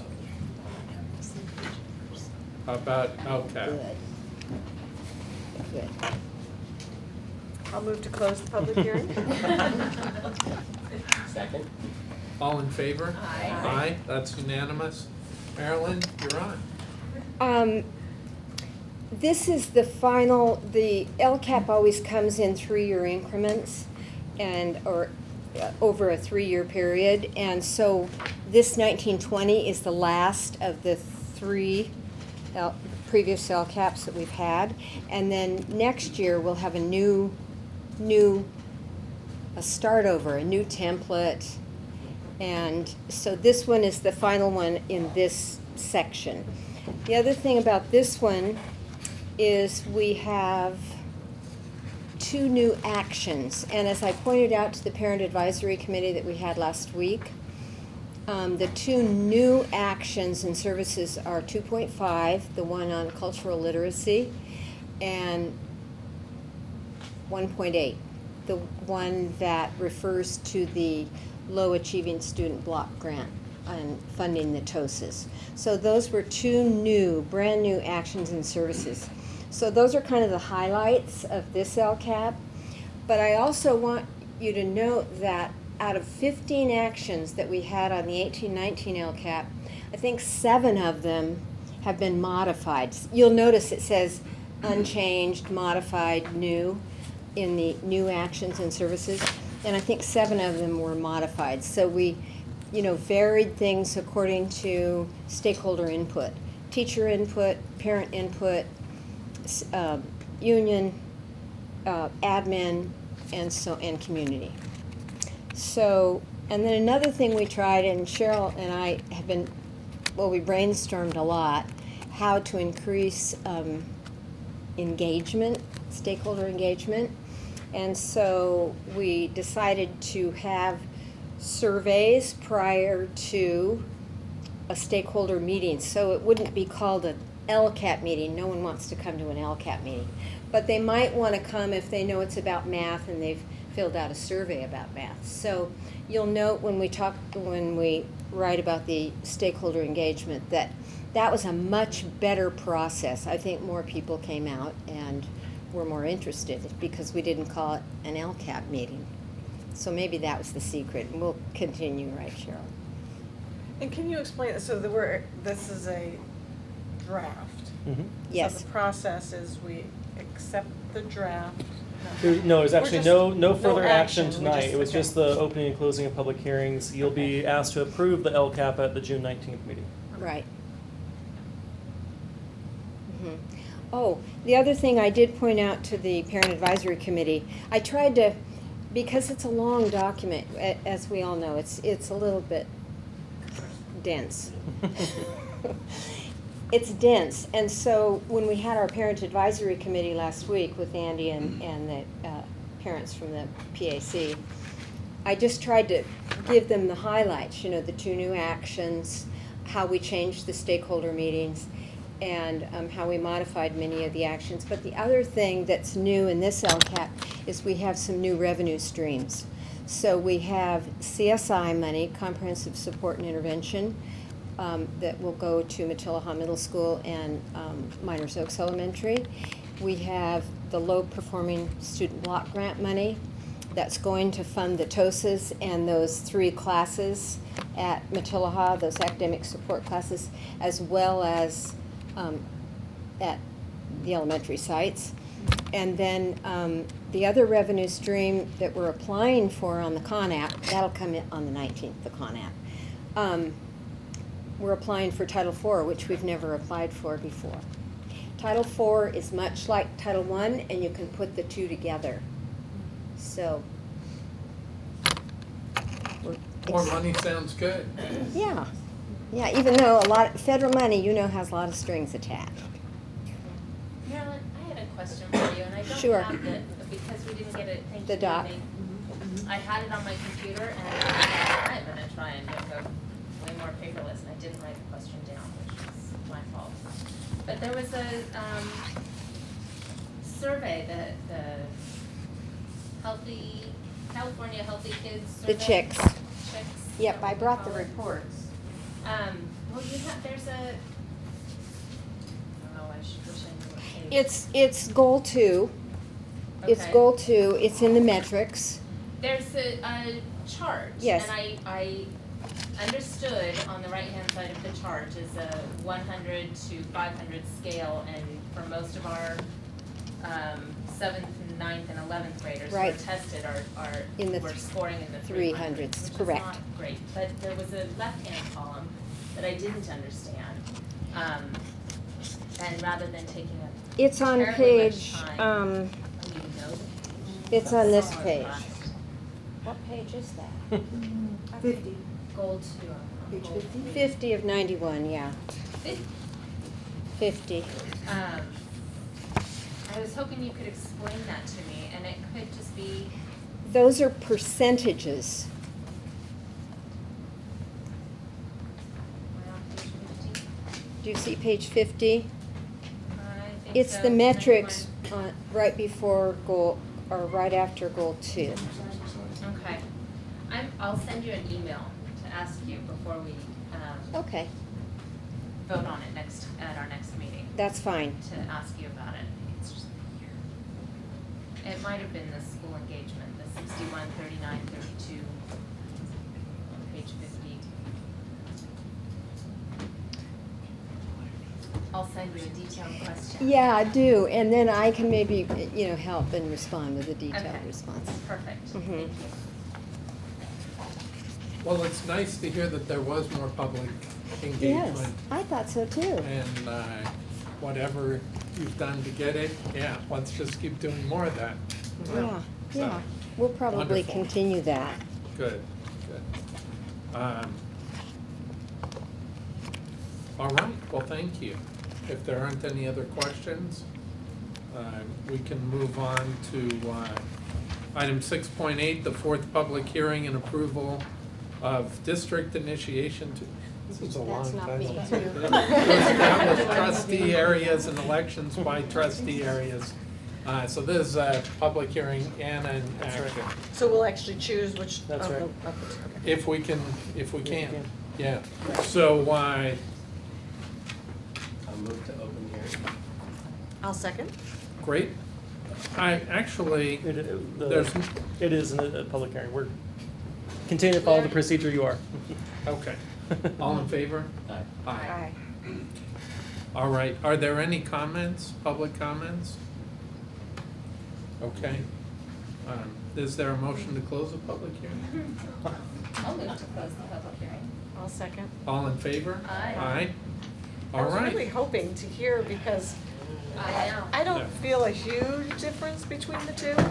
I mean, I could see pluses and minuses in both. I lean towards 2, but I feel the same way. I don't have a strong, I don't suppose Kevin weighed in with an email about Did it. not. so-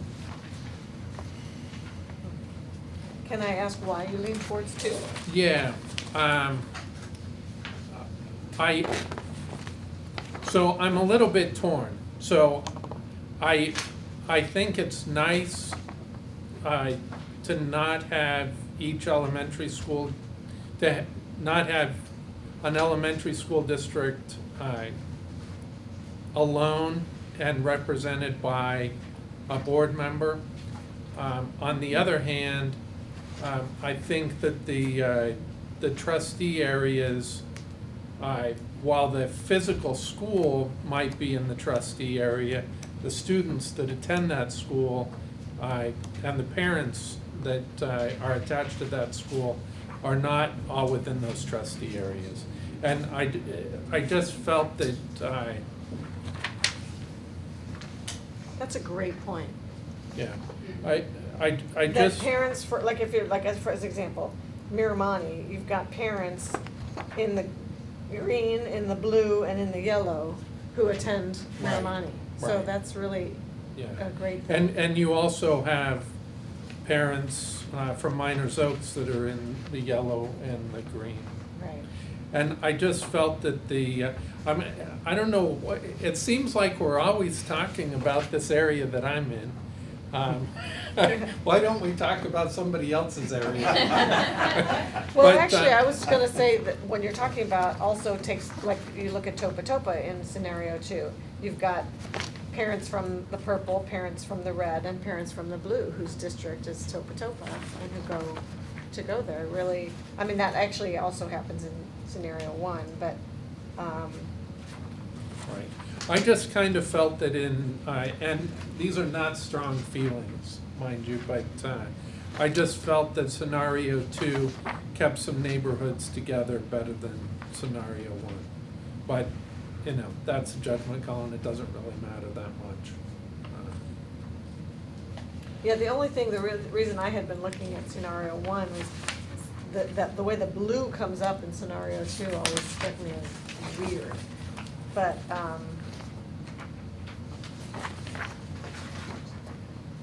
I like the fact that it includes both Matilaha and Nordhoff.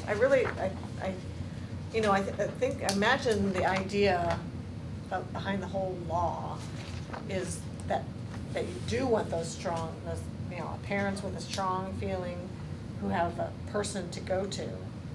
But, I think we're such a small district, and I've heard from people, they like the idea that they can go to multiple people. I mean, maybe they don't know me, but they know you, so it doesn't really matter what Where they live. trustee area you're in. Well, and I think the number of families who cross the district to go to a school not in their neighborhood, kind of negates that neighborhood idea. Right. Yeah. The other marginal reason that I lean towards two rather than one is I think the variances on demographics are a little closer, so that when the new census comes out, there's probably less of a chance to have to change. Yeah, that's Yeah. actually Oh, is it backwards? Yeah, that's why. Oh, well then, I lean towards scenario one now. I told you, I'm right on the line. And I would argue for two, only because it has a greater Hispanic Latino voting bloc. It gives the largest at 30%, compared to scenario one. 25. We have 20 and 25, 19. So the difference is very small, but that's one of the reasons that I was looking at scenario two. And that ultimately is the reason for doing For this. Right.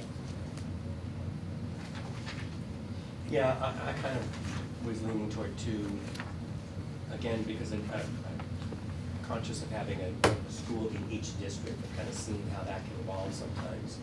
And it does. If you've been to Mass Super Bowl, we already have enough of that. Competition. Yeah, but besides that, I mean, this was always a sort of a dubious move to begin with in terms of the net benefit to the district. But I do like the yellow district. I think it's a good, I think number two is by a hair. Just a hair. Yeah, just a hair. It is odd to have a whole district that doesn't have a school. Mm-hmm. But there you go. The yellow district. But doesn't either- have oh, a yeah. school at all, in either Either scenario. scenario, yeah. But it has parents, and I think that's maybe the issue that,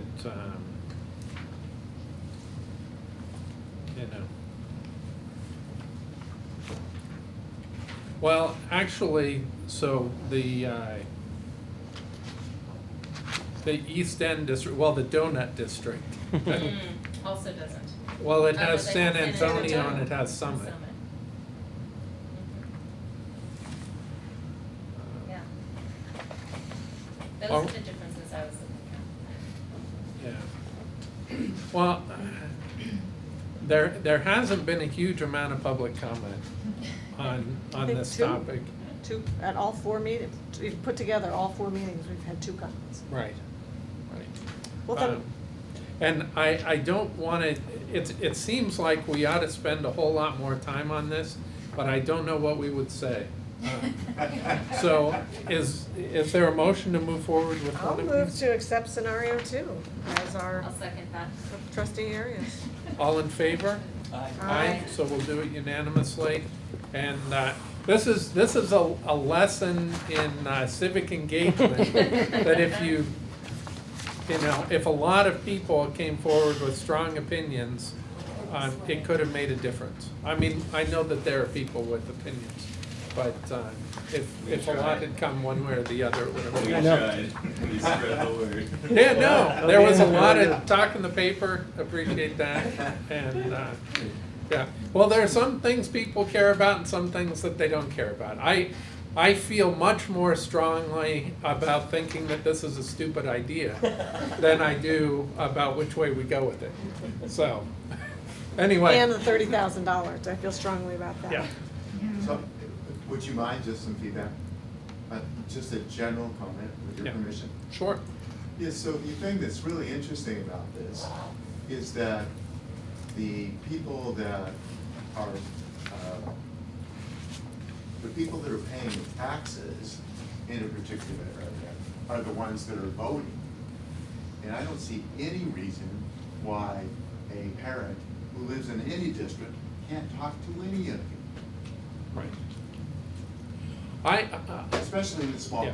community. From my perspective, I'm not going to I'm not going to ask somebody where they live before I tell them. So that's my commitment going forward. I think we should implement like the city does, where you tell us whether you're in or out of our district, or you're speaking from.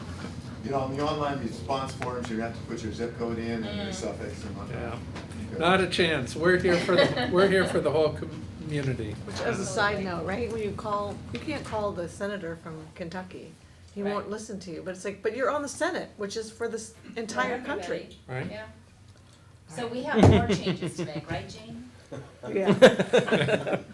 Moving on. 7.1.1, the annual declaration of need for full qualified educators. This is something we do every year. That's right. Do we have a motion to approve? I'll move to approve. Is there a second? I'll second. All in favor? Aye. Aye, that's unanimous. 7.1.2, student teaching and fieldwork agreements. These are university program collaboration agreements, which just seem like a fantastic idea to bring. I love it. Yes, I love students here who want to be teachers to help us and we help them. Do we have a motion to I'll approve? move to approve. All in favor? Aye. 7.1.3, Ojai Unified School District and California School Employee Association. This is the CSEA tentative agreement for whole contract negotiations. This is a big deal. A lot of work has gone into this. Is there a motion to open the public hearing? I'll move to open the public hearing. Second? All in favor? Aye. Are there any comments from the public? All right. Not even Chuck? Well, I think your comments have gone into the negotiations. Thank you. I think that's enough. There've been a lot. I'll move to close the public hearing. I'll second. All in favor? Aye. Aye. And now we have a motion to accept, to take action.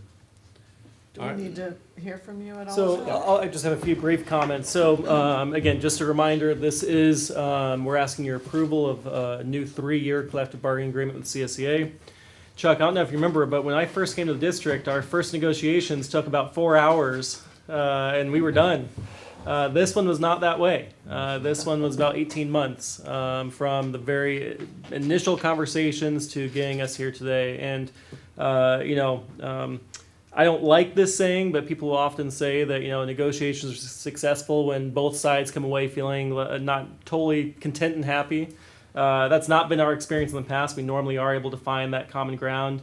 Unfortunately, I think just given these external pressures on us, things like CalPERS increases, every year that's going up by a significant amount. The increases coming to us from health insurance, the increases coming from minimum wage, and the fact that we have among the lowest paid salary schedule for classified staff in the county. I talk to my colleagues in other districts and they say, well, going up $15 an hour doesn't impact us because our salary schedule doesn't even start till $15 an hour. It's not the case for us. 70% of our classified employees were in positions that were below that. So it was a very challenging number of months for us to collaboratively. I mean, it's still a collaborative process, but really having to look at some difficult numbers, some difficult topics, and try to come up with the best solution. Ultimately, I think there's a lot to really celebrate here, including the fact that for our new employees and for substitutes, they're getting a 10% raise. Largest raise, to my knowledge, this district's ever given to, again, unfortunately, it's not all classified employees, only to a subset. But because of some of the creativity we did to meet the minimum wage needs going forward, by compressing the salary schedule, we're giving a really significant increase to our newest employees. And a challenge we often have is filling substitute assignments, and those assignments also, or extra hour assignments, those will often be at step one, and so this helps us with filling that need. From a non-monetary standpoint, there were a number of changes that both sides brought, and we again talked through extensively. I think that this is overall a better agreement for the district and for our for CSEA with these changes. So again, this was not a 4-hour walk in the park as the first one we had back in June of 15 or May of 15, but I really do believe that this puts the district in a very strong position going forward, given these external pressures that we have. So with that, I ask your approval. Great, I appreciate that. Is there a Well, motion? first, I would just Yeah, like to or say a comment. thank you to both for all the hours and work you guys put into it, and Andy, you, and really, it was difficult, and it was a lot of hard work, so thank you. Absolutely. And I'll make a motion to approve. Wonderful. I'll second. And I'll second what Jane said. Yeah. All in favor? Aye. Aye, that's unanimous. So thank you. All right, moving on to 7.3.1, the approval of the Matilaha Middle School Advisory Period course. And thanks to you've stuck in here with us. Come on, partner. I want one of those shirts. I know, Right? I was admiring. See this? See us? Matching? Yeah. They're here. That's a team. We did Yeah. it. I was gonna dye my hair blonde just to make it really match. Just my hairdressers, you get in time. I just So. want to chime in here and say, I've had a lot of phone calls from Javier and Carol over the course of the year as we've been planning this, and every time they call me in tandem. Hello, it's Javier and Carol. Yeah. Like this duo right here is a We are a team. sure duo. Before we get there, I really want to just take a quick second to thank Marilyn for all her work with the FPM. It was amazing. The SIPSAs going back and forth between the auditors and Art and us, it took forever. And I'm just very appreciative of everything you've done. And I hope that you appreciate the taco that I bought you. When we were going into that process. Took her out to lunch. Taco. Yeah. So it's just, thank you. I just want to thank you for that. That was it's amazing. There's no way we would have gotten done without you. So. You type something up. No, We it's don't just want the to schedule. endorse any particular local eatery, but they do have really good food until they run out. And then they close. If they Yeah. run out, it Right. could be 1 o'clock in the afternoon, closed. Yeah. Great way. So we're here to talk about advisory, and you guys, I believe you guys got a schedule of what our potential advisor is going to look like next year for. Well, we got the second step. That's the second step is one thing. So we have two things on the agenda. They actually go hand in hand. One is the advisory period, and the second part is the second step curriculum that we are going to be using during the advisory period. I didn't get. So next year, or maybe We didn't give them the schedule. okay, Sorry. got it. I'm sorry. So next year what's going to That's happen is. We're fired. Yeah. Yeah. So we're tell gonna, us, when is the period? the advisory is going to happen right at the end of fourth period. So we're going to have periods 1 and 2 like we typically have, and then we're going to go to the snack recess, and then we're going to go to periods 3 and 4, and then after that the kids are going to move. It's not going to be their fourth period class. It's going to be the advisory. They're going to get up and they're going to transfer to it in the advisory class. The idea is that every teacher is going to have an advisory. There's not going to be like a prep time during that time, so that means that the class size is actually going to be a little bit lower. And Carol and I are super excited that we are going to take an advisory class too. I mean, I've been looking forward to my opportunity to go back to the classroom, right? Well, this is one of them. Every day, once a week? Yeah, so Carol and I will take an advisory, and the advisory is going to be every day with the exception of Wednesday. Wednesday will still remain our teacher collaboration day at the end of the day, but it's going to happen on Monday, Tuesday, and then Thursday and Friday. And This is a decision that it wasn't just made by Carol and I. We came up with an advisory committee out of Matilaha. At the beginning of the year, we knew that we had this challenge to figure out the advisory and the curriculum and everything and how we were going to fit it and what kind of curriculum we were going to use. So I put the word out to the staff, hoping to get some members to come and join the MAC, the MAC committee, Matilaha Advisory Committee. I came up with that.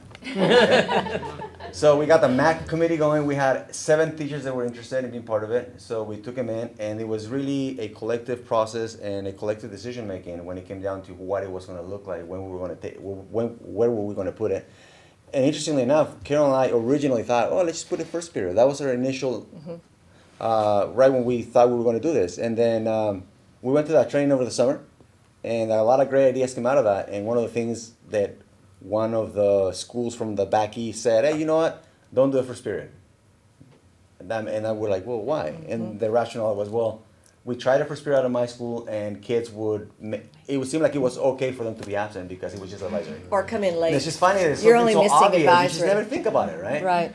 Right. So anyway, so that changed our mind, and we ended up, as a committee, decided to put it, that would be best. We tried a couple different schedules and kind of went around with our votes and see what we like best, and it just seemed just to make sense to have it right before we go into the lunch break, right before lunch, right after 4th period. And obviously we're going to see how it goes, right? This is something we're going to try something new, and if we feel that maybe it fits better at a bit earlier or maybe a little bit later, we're going to go ahead and change that. The advisory period will be 20 minutes in length. And as I said, every teacher will have one, and that should get our numbers a little bit lower. And the advisory that Carol and I are going to have is going to be a hand-selected of kids that perhaps might be a better fit to have us as being their advisors than somebody else. And where did you find the 20 minutes? Are classes shorter? So yeah, we also debated on that with the staff. Obviously, we can get very creative when it comes down to the schedule, right, and how we're going to go ahead and approach that. And again, every decision that was made, it was with the input from the MAC committee. And we shaved off 3 minutes from class, and then we added a few minutes at the end of the day. So our day is going to be a little bit longer to make room for this 20-minute advisory that's going to happen.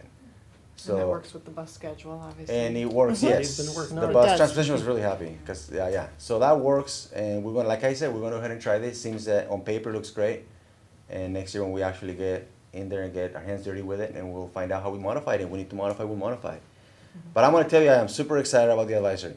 It's a passion of mine to be in the classroom with the kids, and this is an opportunity that I've been waiting for. And when this came up, I was like, put me in. I'll have 2 advisories. You know? So we're going to alternate. You know, Carol and I will take a group, and we're still thinking maybe I'll take my group 1 week, and Carol will take it the second week. And the reason why we're going to do that is because, like I said, you can not really talk about advisory without talking about second steps. If you don't mind, I'm just going to go back and forth between the two, even though there's 2 different items on the agenda. So this is another process of how do we arrive at second step. Once we decided that we were going to have the advisory, there's programs out there. We did some research, and at that summer institute that we went to, we had a lot of things to look at curriculum-wise. But again, we didn't want to make that decision, right? We wanted to be a collective effort with the MAC committee. So we got some different names to look into. I know Cheryl brought some names too. We did some research and called other schools to see what they were using. And we had about 6 or 7 programs that we came up with that were out there that would address the social emotional aspect of kids. And when we started looking at each program as a committee, and we went through each lesson and looked at the resources and what they had, in my opinion, and I think in everybody's opinion, this was by far, it wasn't even a close second to everything else that was out there. It was almost like too good to be true. You know, it had everything. Everything that we thought of, the important things that we needed to have to make it successful, it was here. Just the ability to have 3 different grade levels for each one of the lessons, that was just great. The other thing is that it's so user-friendly, you know, and one of the concerns going into this is, you know, making sure that the teachers felt comfortable. Some teachers felt like this was a whole new prep, and we were trying to minimize the amount of prep they would have. And this really did it for us, to the point where I taught a lesson already. We taught a few lessons throughout the year, to the point where I was like, I'm gonna test this. I'm gonna walk in there without knowing. I'm gonna pick a lesson. I'm just gonna go ahead and deliver it without prepping. And I did it, and it worked. It's a step by step. You click on a button. You click on step 2. It'll tell you click on step 3. You click on step 3. So it really helps guide the lessons and engaging the classroom in each one of the topics. So again, this was by far our top choice across the board. No questions about it. So we're very happy. We're thrilled. We presented it to the staff. Here's what we're going to do. Here's what we're going to have. And we really opened up the door for them to try it, because this decision was made halfway through the year. So we still have the second half to have them get their feet wet. Everybody, not just the MAC committee. Even though we started with the MAC committee and they did some lessons, we wanted to expand it. And the publisher was so helpful. I mean, we would call them, they would pick up the phone, they would answer their questions to the point where they gave us the option to have it for the whole staff for the rest of the year so they could try it. So it was available for the staff to use, to try the lessons. We provided some extra time for them to do it. So they'll get no surprises next year when the year starts and we actually go ahead and do this. So I'm super excited about this. I'm super excited about the advisory. And are there any potential questions you guys might have that we can answer? I just wanted to give a little feedback on Second Step, and I've been talking to other teachers in other districts about it who have been using it or are newly using it, and the reviews are as glowing as you have said. And various teachers, one of them that I know teaches preschool and is using Second Step in a preschool classroom, and one of the comments he made was, he said, I really like it, but for the last, he's been doing it for about 4 or 5 years, and he said, I felt like it was very piecemeal, and then all of a sudden this year, I'm like, oh my gosh, there's this, I get it now. I understand it. And the overarching comprehensiveness of it makes more sense. He was really excited about it. And I wanted to comment on I always get nervous when I hear, and it's so easy, and you just click here and you click there, and it teaches itself almost. Makes me nervous. Like, it's too automated, and are you sure? But I have to say, my daughter has been in the classroom with Second Step and has come home talking about it. Wow. It's opened up conversations at home. It definitely opens up conversation in the classroom. Yeah, That one lesson and that I they're very did. grateful to have the conversations. Yeah. So, And kids want to have the conversation. Yeah. That's what I've learned is, they want to have the conversations. We just don't have the space to have it. right. This need has to. created Yeah. that. Like I went in there, it was Andrea's class. I took half of her class, and she stayed with the other half, and I borrowed a teacher's classroom to do my lesson. And I had in mind, okay, so I'm gonna try it out. It's 20 minutes advisory. I'm gonna time it for 20 minutes. I spent 35 minutes, and the kids wouldn't shut up. It was great. We were having meaningful conversations. It was just awesome. I mean, I went past 20. I said, great, let's keep on talking. And those 25, conversations continued. Yes. Yes. Onto the field, Uh-huh. into my office. They continued. They're loving having this forum Well, to they're be also able to do coming this. home, just so you guys We're- know. And I'm there's thrilled to know a lot that. of resources in this program. Too many to even mention. I mean, there's a program itself, but even on top of that, if you want to expand on each one of those topics, it's got tons and tons of resources for the teachers. So it's not just the automated part that you use the computer. There's a whole nother world that's linked through each one of those lessons that you can spend literally a whole week just teaching one. So Is there any concern about everyone being on the internet at the same time? It's not done where all the kids are on the internet. It's teacher directed. There's maybe a video clip. We have enough bandwidth.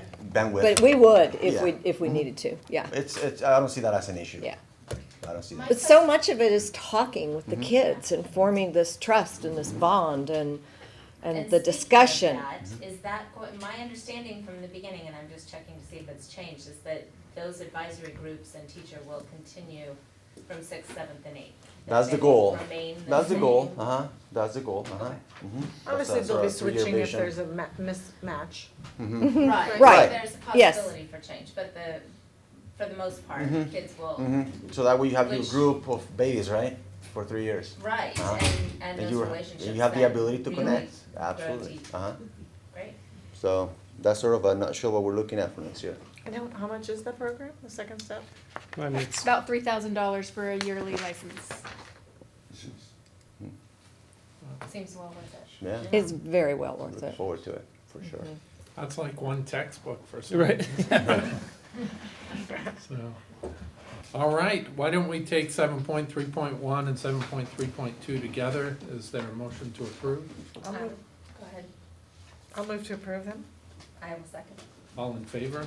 Aye. That's unanimous. Thank you, guys. Thank you. very much. Thank you. Great job. Thank you. And you guys are welcome if you need some social emotional support and you want to jump into one of the lessons, let us know. Our teachers are benefiting Yes. from it. That's what we're finding out. Yeah. They're benefiting as well. Thank you. Thank Thank you. Yes, thank you. All right, well, why don't we start with a public hearing regarding our proposed budget? Is there a motion to open the public hearing? I'll move to open the public hearing. Is there a second? All in favor? Aye. Aye. I was gonna use this as a stalling tactic. Yeah, to, I know. I'm not sure where she went. But any comments? She should be back in a minute. Yeah, good. I just had one question. I went out Come to the mic, because if we're recording, sorry, Steve. Good, she's back, so you don't need to talk. I'm kidding.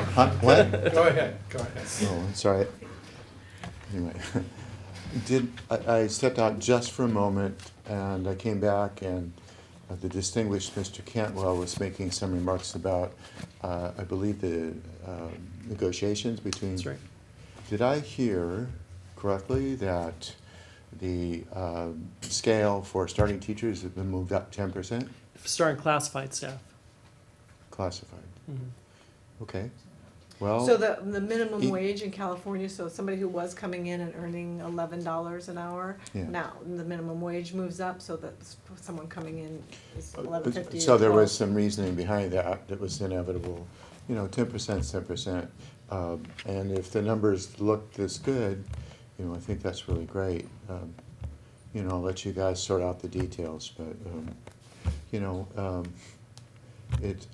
the people that we hire here at the district are important people of the community, not just for the work they do, but, it's one of the few places that people can count on a consistent living wage. So, I think that's great. That's, the budget that I have is really high level, and so I don't have much to say, but thanks. Chuck, did you have a comment? I wanted to say earlier, but I think it'll fit in here, if you will.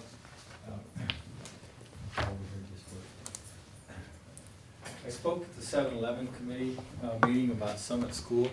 I just want to throw this idea out there because I think it fits with the budget. And that is that at the time, this month, Summit, or Cesar Water District had 5 water shares available. And I thought, wow, what a way for this district to take that 2 pieces of property over there, buy a second share, and then maybe have another income or something for our budget. So I talked with Jim Bailey about that, but looking forward, I know the district had the discussion about what is our education looking forward and the number of kids and all of that. I just wanted to throw in that piece because now I'm talking about spending money. If you buy a water share, it may be $20,000. But if it fit the bigger plan, which I think was that conversation. So I just wanted to throw that out there because I asked and all 5 shares have been spoken for until they pay the bill this month. So they may still be available. But I just wanted to throw that out there as a possibility as looking forward that yes, you spend some, but you may get a return out of that. Okay. It's good to be aware of. Yeah. So I just want to put it out there because I appreciate the energy the community has put out there. So like you said, the public input. Fantastic. All right, Thanks, John. Are there more public comments? All right. I'll move to close the public hearing. Second. All in favor? Aye. Aye, that's unanimous. Thank you. Hi. Okay, so I hope you had time to review the materials. So I'm just gonna go straight to what we like to hear, and which is the bottom line. Next year, the big takeaway for next year is that we're gonna start spending down a lot of our reserves. Next year to the tune of over $500,000. After we have set aside our money for our 3% reserves, we will end the year with an undesignated fund balance of $152,000. For the next 2 out years, we will have a balanced budget, and that's mostly because we are looking at personnel reductions, and we're hoping that most of these reductions are through attrition, and based on our declining enrollment, that we wouldn't have to fill those positions. What has changed from the May revise? From the January governor's budget. In January, the LCFF COLA was estimated at 3.46. It has gone down 0.20%. So now we're looking at a 3.26 for next school year. However, there is a lot of talk of more money being infused into the CalSTRS employer contribution. I just want to mention that they're looking at a 6.7 employer rate. However, for this budget, I used what the county had recommended, which is a 7.13. So they're still looking. 17.13, right. So if this rate does get approved, we are looking at additional savings of about $43,000 for next school year. When would we know that? When the budget gets approved In the at the next state. week. Yeah. I just like this little cycle because I just want to point out where we are. So we're in between June and July, and next time I come up will be when we actually adopt the budget, which is at the end of June. And it has to be at the county by July 1st.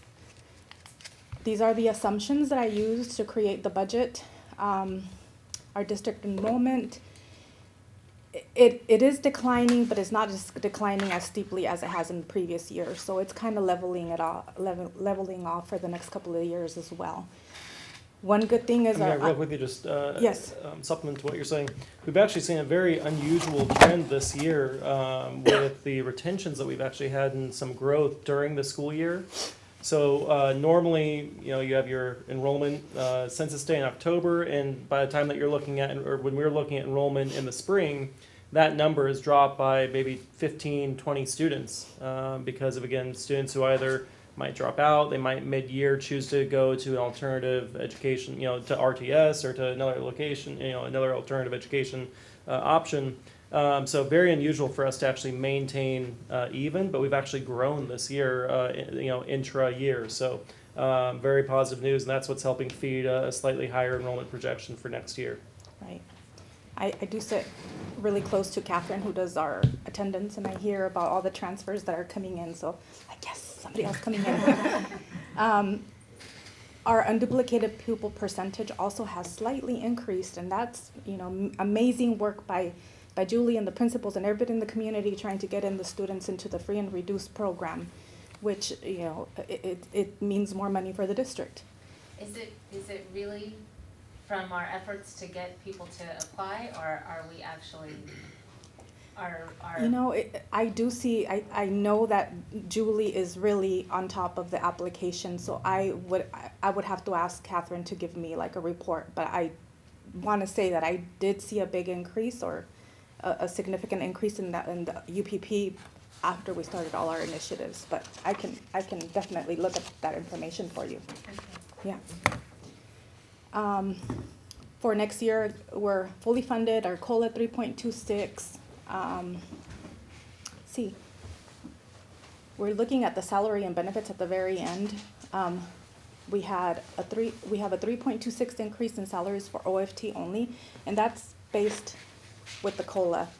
As you recall, we're in a 3-year contract with them. So next year, they decided to put everything in the salaries. As well, we have a 2% increase in salaries for classified and certificated management. And that's beginning July 1st, 2019. So here are our revenues for next school year. Which, just a reminder, and for those in the audience, you've not actually approved that increase for management yet, but that is later on in this agenda that we're asking for the approval of a compensation increase for non-bargaining members, both for this current year as well as an additional increase for the following year, or for this budget year. 18, 19, and 19, 20. For the next school year, our revenues, about 83.5% of our revenues are composed of the LCFF funding. Federal monies, we do have the CSI funding And I don't remember what it stands for, CSI. Comprehensive. Support and intervention. So we do have a big chunk of money coming in. We are already budgeted the expenditures for that money next school year. At the state level, we do have the low performing students block grant and our local revenue, which is composed of about 7.35%, includes our leases, our rentals, donation, CTE, safety credits, daycare. It's all the local monies that we get. Before you move on. Yes. I would just like to, with this special $335,000 from CSI, we are 5.6% of our budget is paid for by the federal government. Yes. 5.6%. That is just horrific. It's ridiculous. So for the thousands of people who were here, or the paper leave already too. I mean, Yes. it's like, we need to get out there and talk to our representatives and get the federal government to, you know, they're requiring, how much time do you spend? We on talk all about their that all the paperwork, time. I mean, we and keep yet getting. they're not giving us any money. No. It's ridiculous. Like Marilyn and I talk about that all the time, about all the new requirements that we're getting year after year and more paperwork and more reports. And there's no additional funding to fund the extra time that we spend doing this, but yes, we're Thank you. really underfunded. It's, Here's our projected expenditures for next school year. Our certificated salaries, it does include some of that one-time funding that we're getting next school year, or we're getting part this year carrying forward into next year, is our 2 teachers on special assignment that are funded with the low performance students block grant, and some 0.4 FTE counselor at Matilaha funded with the CSI monies. So we do have expenditures that are already in the budget based on those monies that we're expected to receive. We are, on the capital outlay, I just want to point out that we are buying a van, and it's expected to be received after July 1st, so it is a 1920 school year expenditure. And I had actually asked Andy about that because we just bought one like 2 years ago, I think. Did you want to? Yeah, you know, I'm grateful for this board's approval of our replacement of our bus fleet last year. Frankly, our van fleet is in the same condition, and we really should be replacing actually multiple at this time. However, given our fiscal condition, the fact that we did have to still have layoffs going out this year, we don't feel that we can be as aggressive in our fleet replacement, and so that's why we're just putting forward one. But we've had to actually incur a pretty significant cost in van rentals because of the vehicles either going down or being shy of vehicle, and we have a student who might need transportation for a shorter period of time. But these vans are what we use when we transport students with IEPs outside of the valley. So these are our special education kiddos who are going to regional programs.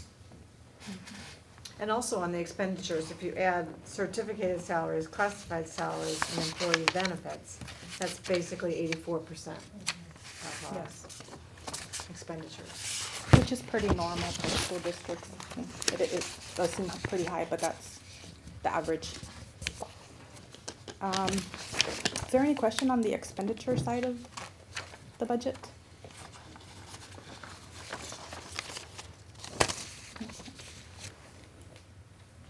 I'm going to go into the general fund summary and how it's going to look next year. As you can see at the the middle part of the summary where I point out the deficit spending of over $500,000. At the end of the year, we're going to end with $152,625. So pretty much a lot lower than it has in previous years, and we are, continuing with our deficit spending in the next couple of years. And just a reminder, I know our board recalls, because we had those really challenging years, we actually dipped below our 3% reserve. But we don't even bother showing you the 3% reserve. That $800,000, we don't even, the real number is actually that we are going to end the year with almost $1 million. But the 3% reserve, we, because it's appropriate for that purpose, we have it pulled out that number. So that's the true unappropriated amount. Yeah, there's an unadjusted ending balance, so it does look like it'll be a little bit over 1.1 million. But when you put aside all of the restricted amounts, like Andy said, we would end with 152,000. Can I ask, isn't this usually the time of year when the May revise, we suddenly get, oh, we get an extra 300,000? New governor. Nothing. New governor, he has made clear that he's not going to continue that trend. So the one-time monies that we've talked about extensively since since my 4 years here, that Governor Brown kept warning, this truly is one-time money, although he kept giving it to us. So we started to say, okay, did we start just budgeting, assuming that we're going to get something? But we never did. We said, we have to be conservative. Sure enough, now with Governor Newsom, he's not interested in continuing the one-time monies. He is working on trying to get money. He is giving some one-time monies in either, what we were supposed to go away from categoricals, but what are in essence categoricals, or through initiatives like what Patty talked about when it comes to the STRS and the PERS, unfunded liability. So he is putting some money into places that don't become an ongoing obligation for him, but we're not going to see the type of 300,000 or 1 year was 1.8 million in one-time funding. Yeah. He's also, though, pushing for universal preschool, pre-K. Yeah. And that's another spot that we need to talk to our legislature, is funding that. Right, But that's the big piece. just requiring it and then having this same budget go for another year will be very, very, very difficult. So we do want universal preschool, but please let them know that we need funding to go with that. That's right. And I'll just jump in and say, I'm the Vice President of Ledge Action for our region, for Region 13 for Access. So my job is to set up all of these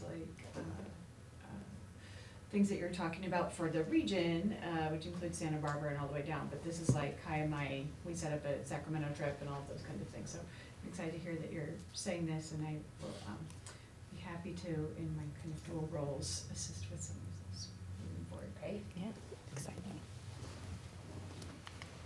Here are multi-year projection assumptions. One of the most important things I want to point out is our personnel reductions at the bottom. This year, we're not looking, or 1920, we're not looking at doing any personnel reductions, but we would have to do some reductions in the 2021 and 21-22 school year in order to balance the budget. As I said earlier, we're hoping most likely this will be through attrition, positions that are going to be vacated and we will not replace. But for 2021, we're looking at a 2.5 FTE, and then the 21-22 school year, a 5.09 FTE reduction. And that's an additional 5. That's an additional 5, right. So again, just a reminder, this is not an actual staffing plan. This is what we've done every budget for many years, predating me as well. I mean, this is how we balance, provide a balanced multi-year projection, but this is not a staffing plan, nor is it necessary that all, if we were to need to make these reductions, they will all come at the cost of employees. But I do want to make sure you guys see that very top line enrollment projection. You'll see, if you're able to see it, squint, or look at your memo, 2358 drops down to 2294, drops down to, I'm having a tough time saying, but I think it says 2232. So what you're looking at is 100 and, what is that math there, 25 student drop. If we lose 125 students, then easily we can absorb a 4 teacher reduction. So that's what Patty was saying at the beginning of this presentation, is that we are looking at having to make reductions, but it doesn't mean that we're going to have class sizes looking like they did 5 years ago. This is actually just completely normal reduction through attrition based on not having a need to have as many classes when you lose 120 kids. And for each, let's say 10 students, how much do we receive per student per year? We just round it and say 10,000. There's so many different factors that actually come into play based on its child's grade and based on whether or not they fall into that unduplicated count. But a rough rule of thumb for now, $10,000 per child. So we'd have to really gain a lot, 100. Well, that's just it. And that's the as you guys all know, we've lived it. The challenge with declining enrollment is, let's just say that we only lost 7 students. 7 students at about $10,000 a piece is the cost of 1 teacher. But if you had 30 kids in a class and you lost 7, you still have 23 kids that you have to actually have a teacher for. And so, that's why declining enrollment is far worse than it may feel. You lose students and you would think, well, okay, you lose some revenue, but you should be able to, proportionally reduce services, but the revenue loss never is proportionate to the reduction in services. So even though we're losing, what's actually, again, 120 students, if we weren't getting COLAs, would be 1.2 million or more. But you can see again, we don't actually have that hit because of the fact that we're getting some COLAs and other, budgeting planning. But if we go the other direction, then. But that just you shows don't need that. that many students to That's make exactly a right. big positive difference. That's precisely, thank you. That is the other point that needs to be made, is that all the more important of the work that I know the district is going to be doing in the coming years as we look for, innovation and then new initiatives that we're going to be, you bring back 10 students and that more than funds the full cost of a teacher, even though those 10 children, don't by themselves necessitate a teacher. I do want to point out one other thing that because our new governor is thinking of putting more money into the unfunded liability, there is a projection that the CalSTRS employer rate from 2021 to 21-22 will drop by about 0.30%. And that's just a projection now, but it does look like at least it's not going up from one year to the other. And that is about a $30,000 saving. It doesn't seem like much, but if it continues to go that way, then we won't be absorbing much of our money into these pension expenses. So for our multi-year projections, I did circle that big area, which is where we're gonna be doing our deficit spending, where we're spending down our reserves. This year is the year where we're spending the most, but that's because we do have reserves coming into this school year, but we won't have that much in the out years. And because of the reductions that we're looking at making, our deficit spending won't be that higher, but as you can see at the very bottom, our budget is balanced for the out 2 years. Is there any questions on the multi-year projection? Just one question on the STRS PERS thing. I wasn't sure I understood correctly. Did you say the governor is deferring increases or reducing the increases on the employer contribution? Because he's looking at he's infusing money into the unfunded pension liability. Right. So this year, as I mentioned earlier, he's looking at, right now it seems like it could be at 16.7 for next school year. It just seems that it's not gonna be increasing. It might kind of level off, and that's only for STRS. PERS, there's still projected increases. So it's gonna level off, he's not gonna give us offset money? That I don't know. So again, right now, the way that he's accomplishing this is not by giving us any additional money. What he's doing is actually putting the money directly into the STRS fund. Okay. So that way, because they are basing the increased contribution from employers based on that unfunded liability. So by him putting $1 billion in there, it changes that calculation for us. However, it still right now means that we're getting an increase next year. It just is not as large of an increase as we were anticipating. So we aren't actually seeing true relief. We're just seeing less bad. Yes. But just as a I like personal that. opinion, if they want to save LA Unified, they may have to do a lot more of that. Yeah. So that could benefit us. Yes. Okay, so turn on the AC. Mine one's a little warm in here No, right it now. is Let's get very the warm. I AC think going. right underneath the light as well, so. It's not well, our energy efficiency initiative ends at 8:15. We can crank up the AC. Yeah. So with that, when I ask if there's any questions, we're coming back at the end of the month to actually adopt it. If there's any changes that we need to make, we'll make sure to inform you of that for the next board meeting. But this is just a hearing for the budget. Yeah. Great, thank you You're very welcome. much. Yeah, no, the presentations get better and better every time. Thank you. I used to spend so much time on this. And Andy spend so much time with me, spend so some good now time it's together. kinda like, okay, I know what that means now. Oh, I know what that means. I don't have to look at that page. And Okay. I'll tell you, This is helpful. well, before you came and my first years on the board, the budgets that we got were basically nonsense. I mean, they made sense if all you ever do is school accounting. But if you're a normal person and you understand accounting, there's no chance. Right, Yeah, yeah, So yeah. now it makes sense. Really appreciate that a Oh, lot. you're welcome. Okay, thank you. Great, thanks.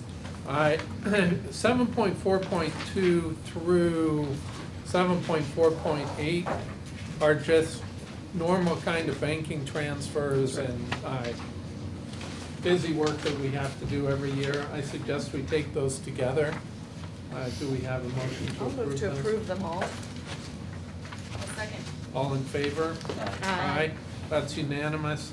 I think we should take 7.4.9 and 7.4.10 separate. I mean, we can take them together, but separate from those because this is a real action. Yeah, so, Andy, if you want to. and for 7.4.10, we can take it together with 7.4.9, but we do actually have to verbally or orally read it into the record, the few pieces of the information. But these are the two items that are what we just talked about earlier that was already included in the budget. Obviously, if you don't approve this tonight, then we would be pulling it out of the budget. But it is a compensation increase for our non-bargaining unit members. So this is primarily management, although there are a few other employees, confidential, supervisory, and our preschool staff who fall into this group. The proposed increase is 1.5% going back retroactive to July 1 of 18, and then an additional 2% beginning July 1 of 19 for this upcoming fiscal year. So that was the proposal being, seeking your approval tonight. And just for context, and correct me if I'm wrong, but this is an increase because we did want to provide an increase, but it's less than the teacher's increase and less than the CSEA increase. That's right. So 7.4.9, are there comments, questions, or a motion? I'll move to approve. I'll second. All in favor? Aye. That's unanimous. 7.4.10, This is, again, just a continuation of that prior item, but because Cheryl is on a contract, we do actually have to amend her assistant superintendent contract based on this compensation increase. She's receiving the exact same increase you just approved for all her management, so she's not receiving different treatment, but just the legal process is different. And again, I do have to actually orally read the following. The board is asked to approve the retroactive salary increase for the 2018-19 school year and the upcoming salary increase for the 19-20 school year for the assistant superintendent, with the same percentage increase as for all other certificated management. And this is the key part. The original contracted salary is $131,000. The 2018-19 salary is increased by 1.5%, retroactive to July 1 of 18, so the start of this fiscal year, for an increase of $1,965 to $132,965. The salary for the 19-20 school year is increased by an additional 2% of $26.49 to give her a total compensation of $135,624. No other aspects of her compensation will be changed. Health insurance contributions or anything else will be changed by this, by approving this amendment to her contract. I'll move to approve if there's no comments. I'll second. all in favor? Aye. That's unanimous. Thanks. Thank you. All right, update on Measure J, projects and finances. And unless there's a reason to do otherwise while you're walking up, I'll just comment that I would like to take 7.4.12 through 7.4.18 together. Are we on 7.4.11? Yeah, but that's So that's just, got it. Yeah, I'm with you. Okay. Well, as you can see, some of the projects keep falling off of this update list, which is a good thing because you guys keep approving them, so thank you for that. Alan and I were actually tallying them up, and assuming everything tonight gets approved, and we do have a few more for the 19th board meeting that we should have ready, we'll have 18 projects this summer going on. Wow. So we are rocking and rolling. It's great.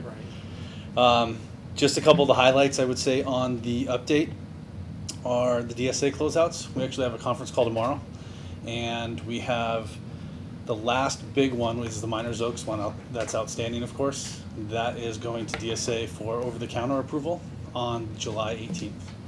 So the anticipation is it's approved right then and there.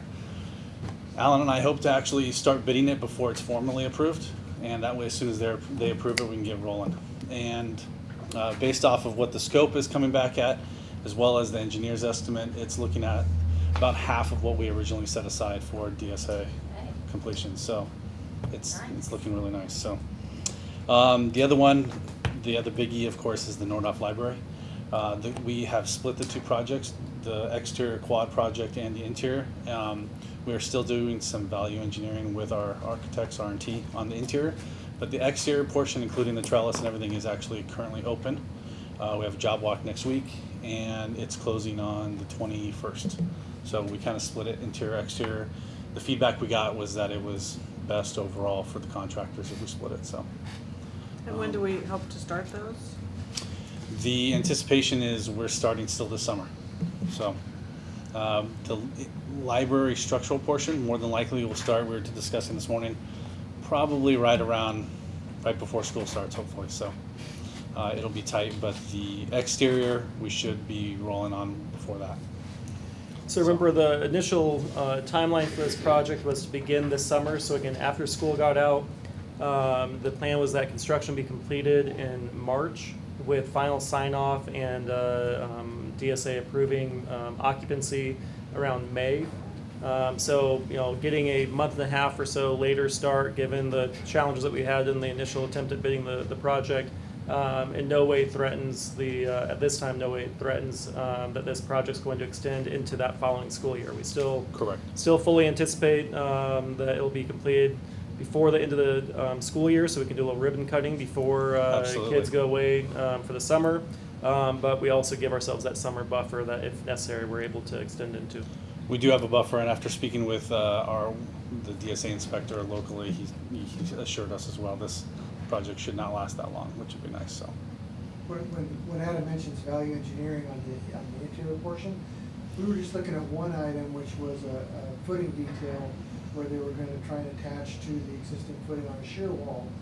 And we realized if we do, instead of doing all the labor and the extra work to try and marry two pieces of concrete together, we just demo the first piece of concrete completely, go back in with a new form, it saved about $200,000. So, yeah. So those are the kinds of things we're looking at with value engineering. That was a really big one. We found a few others that are smaller. So. Do you think most of the grading in the quad will be done in the summer? That's what we're hoping, that we can get that kind of done. Beep, beep, beep. Exactly. Yeah. Dust clouds and all of the above. Yeah. Absolutely. So that is the hope. The other one that didn't make this list, but we were happy to report, is that the HVAC at Matilaha was completed today. So everybody will be very happy to hear that. Yes. So. Although we haven't had the we haven't, heat but yet. it feels like it's coming now. Yeah. Yesterday and today, it finally is starting to feel like it. So just in the nick of time. For graduation, don't we? Right. As well Yeah, as exactly. graduation. Yeah. Yep. Look at the energy we save. Yeah. That's it, unless you have any questions for Alan or Not myself. that I feel there's been any doubts by any of you on this board, but 18 projects underway for the summer, and being able to take a look at a plan that many people within our district, as well as specialists outside of our district, were involved in. They take a look at it and do their magic and find a value engineering opportunity of $200,000 in savings. These guys, having two guys together, and these two specifically, have been an incredible asset to our district, and certainly are paying far more than they're returning value in far in excess of their cost to this district. So it is very, very Thank good you. work. We actually had this talk the other day in the office, Alan and I, that having the two of us, it really does take two people, and it's been nice to have both of us there. It's great synergy. Yeah, it really is. 2 + 2 is 3. Yeah, exactly. And you haven't yelled at us. So. No, not at all. No, and I have to say, with Yes, there's also the personality that's. Yeah, just yeah.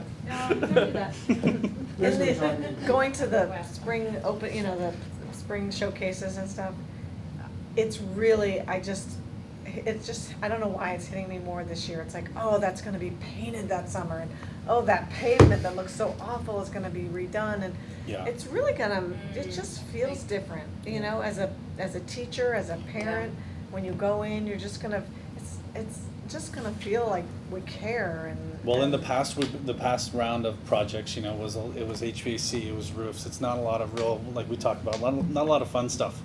But this year you have parking lots, you have painting, we have some shade structures going up. It's a lot of stuff that's very visual to the general public, and so it'll make a big difference. The PTA work over at Topa with the tiered areas. Outdoor classroom. The outdoor classroom area just made the peeling paint so. Yeah. You could They not. have this look great at it. picture It and was then, beautiful, and you're just like, oh Yeah. man. So I'm It'll thrilled. look that will great. be taken care of. Yes. Good. Well, thank you. Yeah. Can you tell me a little bit about the timeline for Matilaha? The gym, I went over and looked at it because I was having a hard time visualizing. Yeah. I always think of the locker rooms on the side. You can tell I didn't go to Matilaha, and I don't know where the locker rooms are. Right. They're in the back. Did you? Yeah. Have you I noticed know, that whole there's south no wall is wall. gone? Yeah, I'm like, oh, exactly. that's where the work is. Got Yeah. it. Yes. Exactly. Actually, Alan's there daily, so Alan can speak to it probably better than I can. Right, well, they're a little behind schedule on the demo of the concrete because they ran into a couple of stone walls that actually had a 3-foot deep footing. And 8 inches wide, 3 foot deep, and so, we've been wrestling with a few things like that and some plumbing directions and things, but, right now, if you go over there, there are 2 giant holes in what used to be the floor of the locker room that are 42 inches deep and about 10 feet long, and about 4 feet wide, 4.5 feet wide, just for new footings for those stem walls because we relocated the stem walls. So, the timeline is that we're expecting to be done by August 5th, roughly. So, with both the new roof on the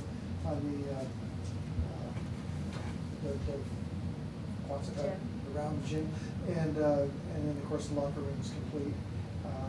And then we also have windows to be replaced in there. That I don't think that's on tonight's agenda, but it'll be on the 19th. And then the new roof that's going on the barrel has gotten quite a bit of attention already, and it's not even there. But everybody's really excited to watch the install of that because they come out with the rolled material and they actually form it to the roof and then lift it up. So it'll be pretty exciting to watch. And It's it'll be formed in place and then. yeah, and it's like a frame. red to match the rest of the roofs at Matilaha. So it'll be quite the eye catcher when it's going up. So when we ever put paint, I don't know, that bright yellow Matilaha, maybe it's time to make that a little more like the rest of downtown, that Subdued. kind of nice, Yeah. so it doesn't stand out. And then did you ask about the cafeteria? I did not. So the cafeteria, sorry, it's on here, but just we were finally able to connect with Ventura County Fire, Casitas Municipal Water District, and they've agreed to put the fire hydrant pretty much exactly where we wanted it. And that actually alleviates one of the sign-offs that we needed for DSA. Even though Ventura County Fire approved it, DSA was questioning it a little bit, just the size of the fire line. This will solve that. And all structural has been answered and gone through. So we sent it to DSA in terms of this is what Ventura County Fire says. Said the plan checker at DSA. This is what they say. Do you agree? Once they agree, then we'll resubmit the whole package. So Actually, just to remind you, we submitted the whole package initially to DSA. They came back and said, we need you to answer these questions, and now this is the last question that we've answered. We submitted it back to them. Unfortunately, the guy that we submitted to, our inspector, is naturally is on vacation this week, so he'll be in next week. So, yeah. Better than retire. And the timing with Casitas and Fire District actually worked out pretty well for us. Because it would have been something DSA was already discussing, and then they're talking about tearing up the road and putting a new fire hydrant on our property anyways, across El Paseo there, and so it worked out really well that we took a couple weeks to solve this stuff. So Is there a timeline for when that would begin? So our discussion so far with Javi and everybody over there is, assuming it's approved shortly, we will send it out to bid probably in July, late July maybe. We'll kind of wait for the summer and everybody get rolling on their projects, and then break ground in October. we know for a fact that the contracting costs go up in the summer. Mhm. And there's projects that are due in the summer. So if we wait till sometime in late July, where people are give it, say, 30 to 45 days of bidding time, by the time it bids, people are going to be saying, I need to be looking at the horizon, what am I doing next? Exactly. So, Yeah. Obviously, school construction is, vast majority of it takes place during the summer. Everyone's trying to squeeze in during that time. So it was at the request of our staff at Matilaha that we allow them a little, 6 weeks of peace when we first transition with 50% increase in students. So not have the construction right at the start of the school year. Plus with the gymnasium and locker room, although again, they still, Alan is there every day and we're confident it will be done by August 5. But if we had to overrun, last thing we want is to have that also come in at the same time as cafeteria was starting. Yeah. And then obviously, again, is what they've talked about, by being delayed a little bit, it helped us have this opportunity with the fire hydrant, or the fire line. So all those things, starting in October is going to create cost savings and be actually better for the operation of the site, but really doesn't impact our end date significantly because we've known that we're going to be down a kitchen all school year. So they're not gonna start with the kitchen? Is that what you're just saying? You'll be down a kitchen all year? Well, we've been saying all along that we were going to be down the kitchen the whole year. We'll actually have access to that kitchen they for the will first use it 6 until weeks until. October. And then is there a plan after that? we do have a plan. Do you Okay. want to talk about the Liz? Yeah, so we're working with, obviously with Julie. She's been putting together a plan. We've walked it a couple times with Javi and Julie, and there's a discussion with taking over one of the Pam's current maintenance closet and kind of making that a storage room. Putting a couple, one, maybe two 40-foot containers right where that wall is, outside of the general area, and maybe putting up some sort of tent right there with tables and whatnot, so they have, some shelter some shade when it's hot, shelter when it rains, and then Julie's also looked into some carts to alleviate the crush of all the kids in one spot. So. Which with all 3 grades now. will Exactly. be even Yeah, it more. Right, it so- could so be we are- inundated with chips and. Yeah. We are increasing staffing Yeah. in nutrition services at Matilaha for this coming year, Okay. providing 2-hour employees to work these carts that will again try to move away from that main bottleneck. A significant portion of that. The kids who are coming just to get the snack and that sort of thing. So, Julie and these guys have been working Yeah, extensively for a while. Julie's been doing great in terms of researching some of the necessary equipment and not buying brand new and buying it, getting it from Oxnard or Right. whatever. And so it's been great. Did anything ever happen with Thatcher? She actually just got back to me earlier this week saying that they said Thatcher said that the equipment was really old and would not be something that they thought was serviceable for us. Yep. Well, I'm glad it was something. Yeah, it was. All right. Good. Any other questions? Anything else? So I just had a question on one of the agenda items, the San Antonio, I think it is, the road. Yes. 250? Yes. Seemed high compared to size-wise compared to some of the other campuses. Size-wise, it is. The issue with that is it's a specialty roof and the pitch of the roof. It's such a steep pitch that most of the dollars are coming in labor dollars. It's either most of it's gonna be boom lift the whole thing, because you can't. It's so steep you can't really tie off on the roof, and so it's gonna take quite a while. So yeah, relative to the size it is. It is a very steep roof. It's very steep, yeah. But it looks So, great. Yeah, and it'll look really good when we're done. So, and we won't have the concrete coming down, so it'll be great. All right, thanks again. No Much problem. Thank you. appreciated. Do we have a motion to approve 7.4.12 through 7.4.18. I'll move to approve. I'll second. all in favor? Aye. Aye, that's unanimous. All right, to the superintendent's report. Thank you very much. Thank you. Thank you, gentlemen. Great job, Alan. Great job, Adam. I actually am going to save my my comments for my last board meeting coming up in 2 weeks. Wow. Well, can you at least make an announcement about the addition to your family? I will make the announcement. I'll also thank the board as well as our district and Cheryl and Kathy especially, who for the two of them there was a pretty significant increased workload during the month of May, especially in my paternity absence. But Clyde William Cantwell was born May 11th, the healthy little baby boy. He's doing great. Congratulations. Thank you. Great. Any hair? We actually think he's a redhead. We, At that age, you can tell. yeah, my mom, my brother, sister, and I all are redheads. We, between the three of us, have 8 kids, and none of them have been redheads until now. It looks like maybe the last is gonna be a redhead. That's great.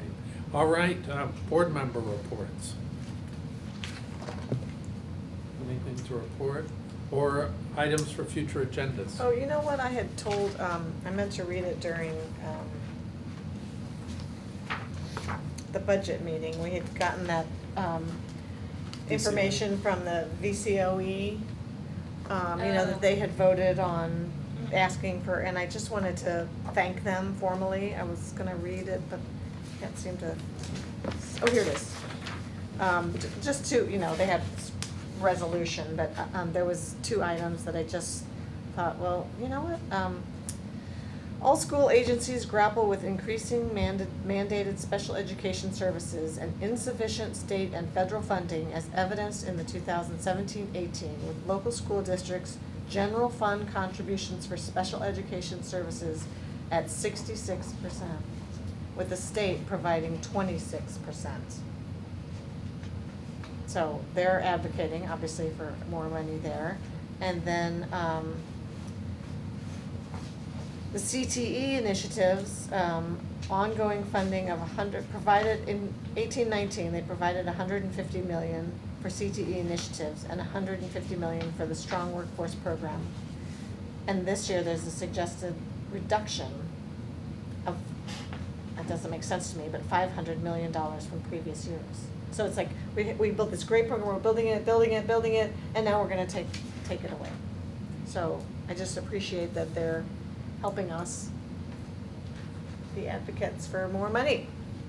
Knock, knock, we're there. Thank you. I had, not really a report, but a request. I was just thinking about it during the meeting tonight, that senior projects are going on, and I wonder if there's a way for us to get a schedule of, I know some of them aren't events that you would go to, but some of them are. I know Cassidy Rosenbaum is hosting an art showing at the Women's Center over the weekend, and Jem has worked with Matilaha students to write a play, and they'll be performing it on Sunday night. I don't know of others. Right, we can inquire. We've received poster requests, to stamp them for distribution or for posting on campuses. So we know of a few of them, but I'll reach out tomorrow and find out more. That would be great. Great. All right, thank you. I have future agenda, is that what you were Yeah. gonna move on to? So last meeting, I mentioned my my desire to talk about flipping Mondays at Matilaha. And I noticed that ended up on the parking lot. So I'm just inquiring as to how we would someone else say, oh yeah, I'm interested in it too? How would I get it I off? think if 2 board members agree that it should be on the agenda, Then it goes on the agenda. so I would agree with you that we need to put it on and have discussion. Yeah, I think it would just be a way to look at how does a later start affect the day? How does it affect the teachers? How does it affect athletics? And it's the Monday right now, they're getting out at 2:15 and teachers are going to a meeting. 2:10. So we had discussed the possibility of teachers meeting at 7:30 in the morning and school starting at whatever that makes it, 8:25 or something. Just on Monday. It doesn't change anything else, but they would get out at the same time, 2:45, that they get out all week.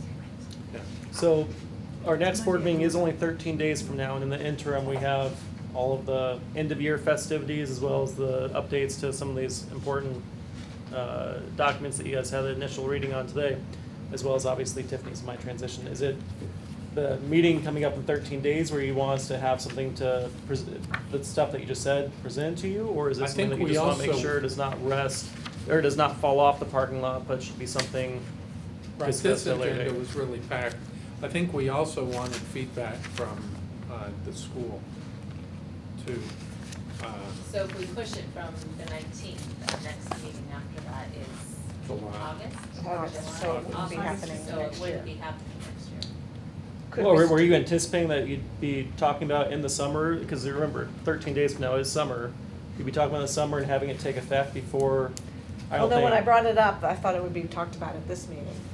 So then it comes, I get it, and it's in the parking lot. So then, no, I don't wanna wait another year. I mean, we talked, it's been over a year since we talked about, we had the late start committee, right? That was last year. Yeah, and then they've done some work. They looked at starting later on the finals days. They did a vote with the student body, and the student body did not want to do that. The majority voted against doing that. So, but I don't know that they've taken any kind of vote to the student body as far as flipping the Monday or have had more discussion on that, so we could definitely. Can we know, they voted 48 to 52 or 26 to, If you'd like an agenda item for next meeting, we can have, it's I'm not not gonna saying be we'll as, it's make not the gonna be as decision and we'll thorough, vote, but it's some information that we can start talking Right, about. I'm it, happy so to that- have a discussion. Yeah. you won't be able to participate. No, that's why I'm happy to have a discussion. Are you not here next? Right. We will have an agenda item, but, you know, given the significance of such a decision, I'm fearful that what we can put together next 13 days is gonna perhaps be less than what you're looking for, but we will work on it. And then the other thing I'd like to bring back, and maybe this is for August, is the online agenda. I received some more information, and I was realizing that, you know, the idea of us not getting this, it's all online, and that we can actually, there's programs where you can write in and put your questions.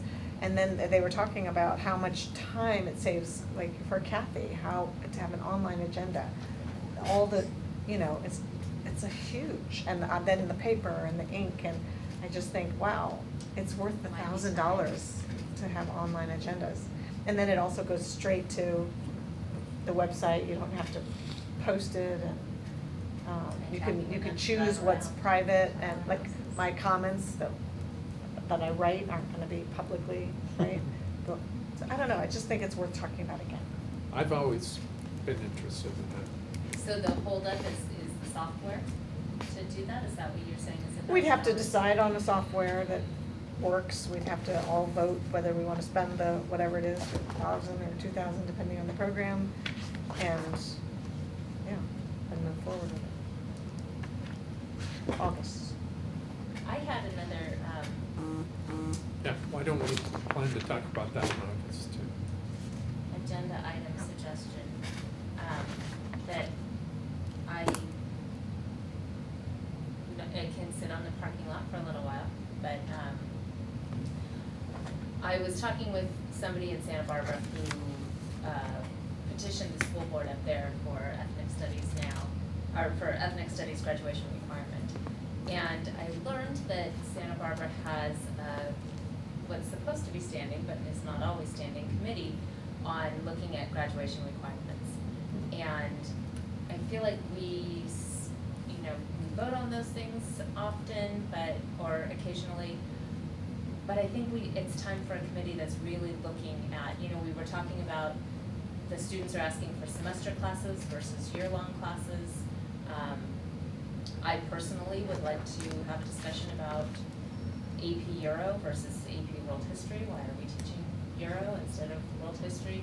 Some of the course offerings, I think we should have a committee to discuss that and what possibilities are there and what we're doing just because we've always done it and it's not serving us well at this point. My committee could also potentially look at a graduate profile. Yeah. So, Sounds good. that's what I have. All right, moving on to the consent calendar. Are there any questions? 8.4, business operations and facilities. I'll make a motion to approve the consent calendar. All in favor? Aye. That's unanimous. We'll now be adjourning to a closed session.